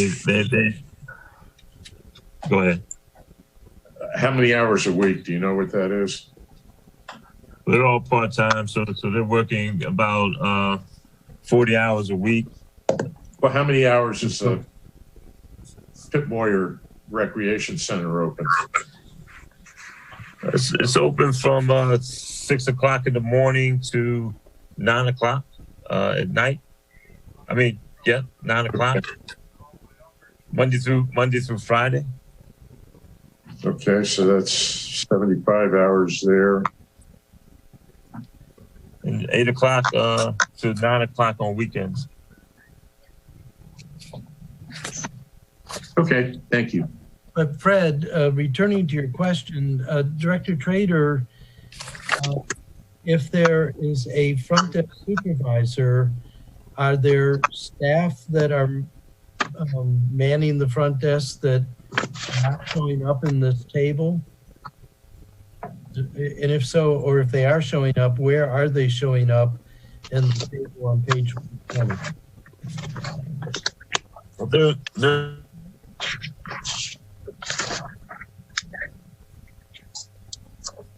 distinction, but there's served as an assistant to the supervisor. Can I help? What is the question? You looking at a specific person or position? No, there's the front. Fred asked the question. We have a breakout of front desk.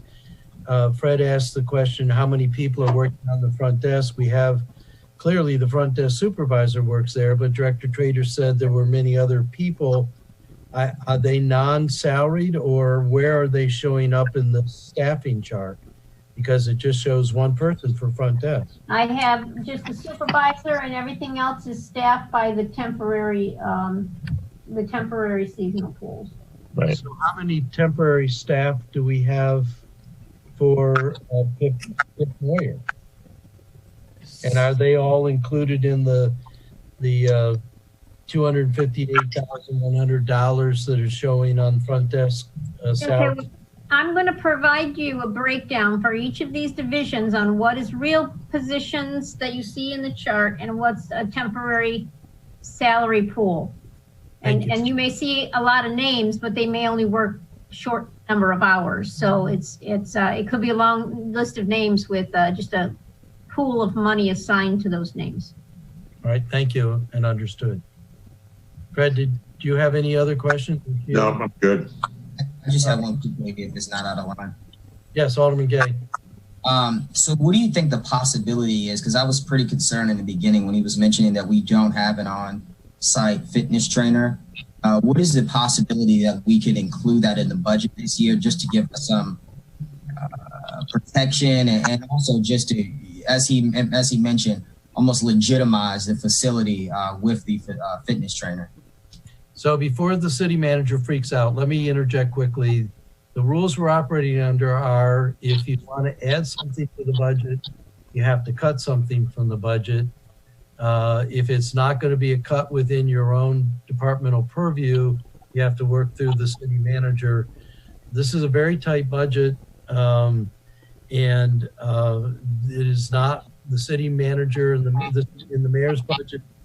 The pronouncement was, we're not adding any enhancements. We did ask to hear about them just for our own personal edification, not to encourage them or anything like that. Duan, we did discuss that there are some liability issues associated potentially. I think that that is very legitimately in the purview of the Finance Committee now and the council when it comes to the council, and certainly would encourage you to raise it at the council as well. But the pushback is going to be, we don't have extra money. And well, I'm willing to sacrifice my salary if it makes any difference. I'll give my salary. But we need 3 more of you to cover that. Fred? Any seconds? Any seconds? No. All right. I think. I have a question. Yes. Last year, during the budget process, we learned that we give an awful lot of amenities away. For example, swimming with kids during the summer and the like, camps and stuff. Director Trader, do you have an idea how much do we give as, I guess, gratis? How much do we provide to the community for which we do not charge? We don't charge the community. I had mentioned earlier at the Stanton Community Center, all programs are virtually free at the Stanton Community Center, with the exception of the basketball league, and we just hope and pray that we get each team to pay a registration fee. I do know that the children, once they join the summer camp, our enrichment camps and our splash camps and so on and so forth, there's not a second fee for the pool. The pool is gratis for them, and we don't charge them again for the pool. So those type of programs, we actually, if you look at it that way, they are free. The pool is free access to anyone who is registered to a summer camp, and virtually all programs.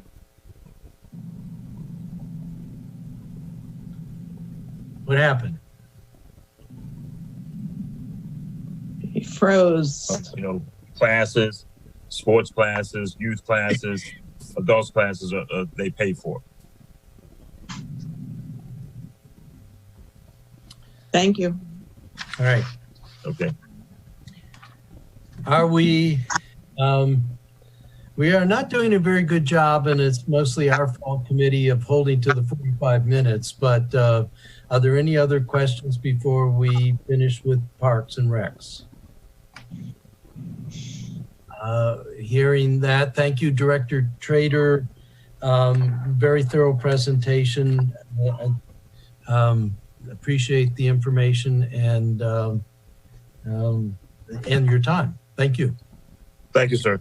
Thanks, everybody. If I could just mention, since Archie's not going to do a closing, I'm going to do a closing for Park and Rec, because during this crisis they are doing amazing things for the community. Even though the rec center's closed, on Wednesday they helped with the food drive and did a great job helping out with that. We have a child care center right now going on for all of our essential employees at Pitt Moyer Rec Center. They did a great job standing that up. They've had various blood drives at Pitt Moyer. So they're really, even though the facility's closed, they're really being supportive towards the community and doing a great job. So we really appreciate that, Archie. Yes. Thank you, David. Thank you very much. Thank you very much. Thank you for bringing that to our attention, David. All right. We are over our time. I had wanted to talk about the line item information, but I think we know now that there's a newer version to look at. My immediate issue when I started going through that was that I had a little bit of difficulty understanding the breakout. When you print it out, it comes out in several different pages, and then there are definitions, or there's row headings that are sometimes hard to understand. But I don't know, Katie, whether what you sent us is going to address some of those questions I'm raising or not. But I first want to say I'm very thankful for getting this. I think it's very cool, and I certainly will be using it a lot. The second version that we're preparing is PDF, which will be easier to print and put the information on logical pages, but it will not change the descriptions. Those descriptions are coming right out of our Munis system. Is there a guide that we can use, a definition of mnemonics or something that we can? I don't think so. It's just the way we've abbreviated the account description way back when they first booted the system up. So. All right, well, so we'll have to see how the Finance Committee members and the rest of the council can use this, how facile it'll be, and see where we go from there. Okay. Could we have a key for these abbreviations? I think that's what we're asking for. I know there is no key. The only thing we could do is go down every single cell and retype it so that it makes sense as to what it is. That's rather time consuming. So. Well, I mean, just a key at the bottom that says MYR. I guess it's Mayor's Office. Here. PUB. Public Information Office. Okay. Fin is finance, I assume. Mm-hmm. I believe And that's as far as my sheet goes. It cuts off the, I don't know. Jody, I believe it runs in line with how the budget book is set up. Pretty, it should be generally in line. Where it might get a little confusing is down in Rec and Park. Sometimes their descriptions are not easy to find in their account descriptions, like which one you're talking about. Stanton Center's like SC something or kind of vague. So what you're concerned is wech divisions it is, right? Not the individual line items, but which division we're talking about in that grouping. Okay, well, we'll go in and we'll type the divisions in somewhere along the line to add that subcategory so you can tell what department you're in or what division you're in. So Takia and committee, is as usual, we have good intentions with our schedule and then things get bumped. I think we need to do some noodling with Takia about reformatting the schedule and figuring out whether we've given ourselves enough time to get everything. I looked at the agendas that I've created for next week. It looks like the Thursday afternoon meeting that starts at 1 would be the best time to put law in. Where was that, Takia? I'm looking at the schedule. Thursday, the meeting that starts at 1.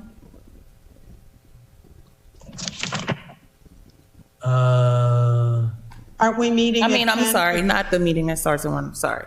Thursday's meeting starts at 10. That looks like the best one to put law on. No, you're saying add a 1 o'clock session. How does that work with this? No, not to add it. I'm sorry. It wasn't at 1 o'clock. It starts at 10. Right. All right.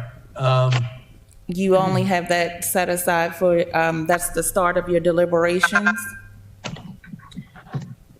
So maybe one thing to do, I definitely have some ideas about the Finance Committee report. Maybe Takia, you and I can start drafting that up, and then that can head off some of the deliberation time. Usually you and your predecessors have done the finance report for us, so I don't think we're asking for anything out of the ordinary, but maybe we can have a draft ready for Sheila and Fred to shortcut some of the time for deliberation. Okay. Committee, does that make sense to you? It makes sense. And we have 6 days set aside. So it's not like we're going to run out of time, I don't think. Well, we're eating into it as we things back. We'll see. And I'd rather try to things in advance, hopefully productive things, just in case. But Taki and I can work on that a little bit, and we'll coordinate with you and Fred as we go along. Fred, it's lunchtime. Wow. I just slam dunked my first peep of the day. Okay. Do we have any other business before the committee, or shall we adjourn? Ross, you wanted to talk about something else? I mean, we do have a little bit of time. I would rather, if we have something else to discuss, we do it today and not Monday morning.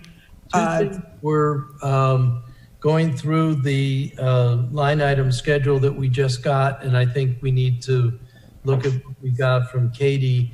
And the other one was managing all of the materials that are coming in, bits and pieces. And there were two parts of that, which was a centralized collection. But the other part is I've got a whole bunch of stuff sitting at the front of my budget book that I think I need to understand where we should be putting that in the budget book. And as we find a place for it in the budget book, I think we need to be giving that information on to our colleagues on the council so they can also fit those into their. Can I clarify? You're not talking about the budget book, but your budget binder, right? Budget binder, yes. Okay. Yeah. So we have two new organizational charts. We have a new, more elaborate description of where the reductions in appropriation are from the mayor's budget are intended. And they need to go somewhere in our budget binder. So, but I think we can, Taki and I can work with Jody and Katie to sort that out and come back with information for all the council members. What are the two new org charts that we received? One was the mayor's office. What was the second one? What was the general org chart, I think? Isn't that right? I didn't have a chance to print it out, but isn't there a new overall city org chart? Yes, citywide. Is that the one that goes back to current law? So it adds back in the Office of Environmental Policy? No. The org chart that's in the book now that we are giving you is the revised that will show you what's in the mayor's proposed budget. Right. If you decide later you're not doing that option and we amend it out of there, then the final budget book would include a revised org chart as it is currently. All right. So I think the committee did decide that we need to have the budget follow the current organization, but that's just a committee recommendation to the council. But assuming a majority of the council would go along with that, and maybe we ought to pre-test that in some way. Maybe I'll send out an email. We should be prepared to have that reorganization ready for the council as a whole. The new org charts came from Katie because I didn't see them, so I'm going to have to search for them. Yeah, I haven't seen them either, but So I mean, they're not there. at 6:30 last night. Yeah, Email. I'll resend it right Okay. now. Okay. I'd like to suggest that Whoop. Hello. if we have We lost you. Yeah, my phone rang, and when that happens, it shows up. I lose. Anyway, I'm still here. Any discussions that we have for the committee, that we hold them, and that we put the assigned department first, and because we have our department sitting around for hours waiting. And I'd like for us to let them do their presentation, and then we can carry on our discussions after they have completed their reports to us. I concur. You're right. And I feel bad that we kept the city attorney in suspense and then let him go at the last minute. So you're right. We should really just get right into the presentations and we'll take care of our business. Is that agreeable with you, Fred? Yes. All right. Thank you. All right, so we're learning. I have to tell you, when I talked to the Capitol today, I told them how really pleased I am with the way this process is going. I think it's different than other years, and I think the inspiration we had of using the performance measure as the launching point has been a very good thing. I think it allows the departments to explain very fully what they're doing, what their priorities are, what their benchmarks are. And I really very much appreciated a lot of the presentations that we've gotten. So I think this is a better process than we've had before. So is there any other business? Is there a motion? I move that we adjourn. Is there a second? I'll second it. All in favor signify by saying aye. Aye. Aye. The ayes have it. Thank you, everyone.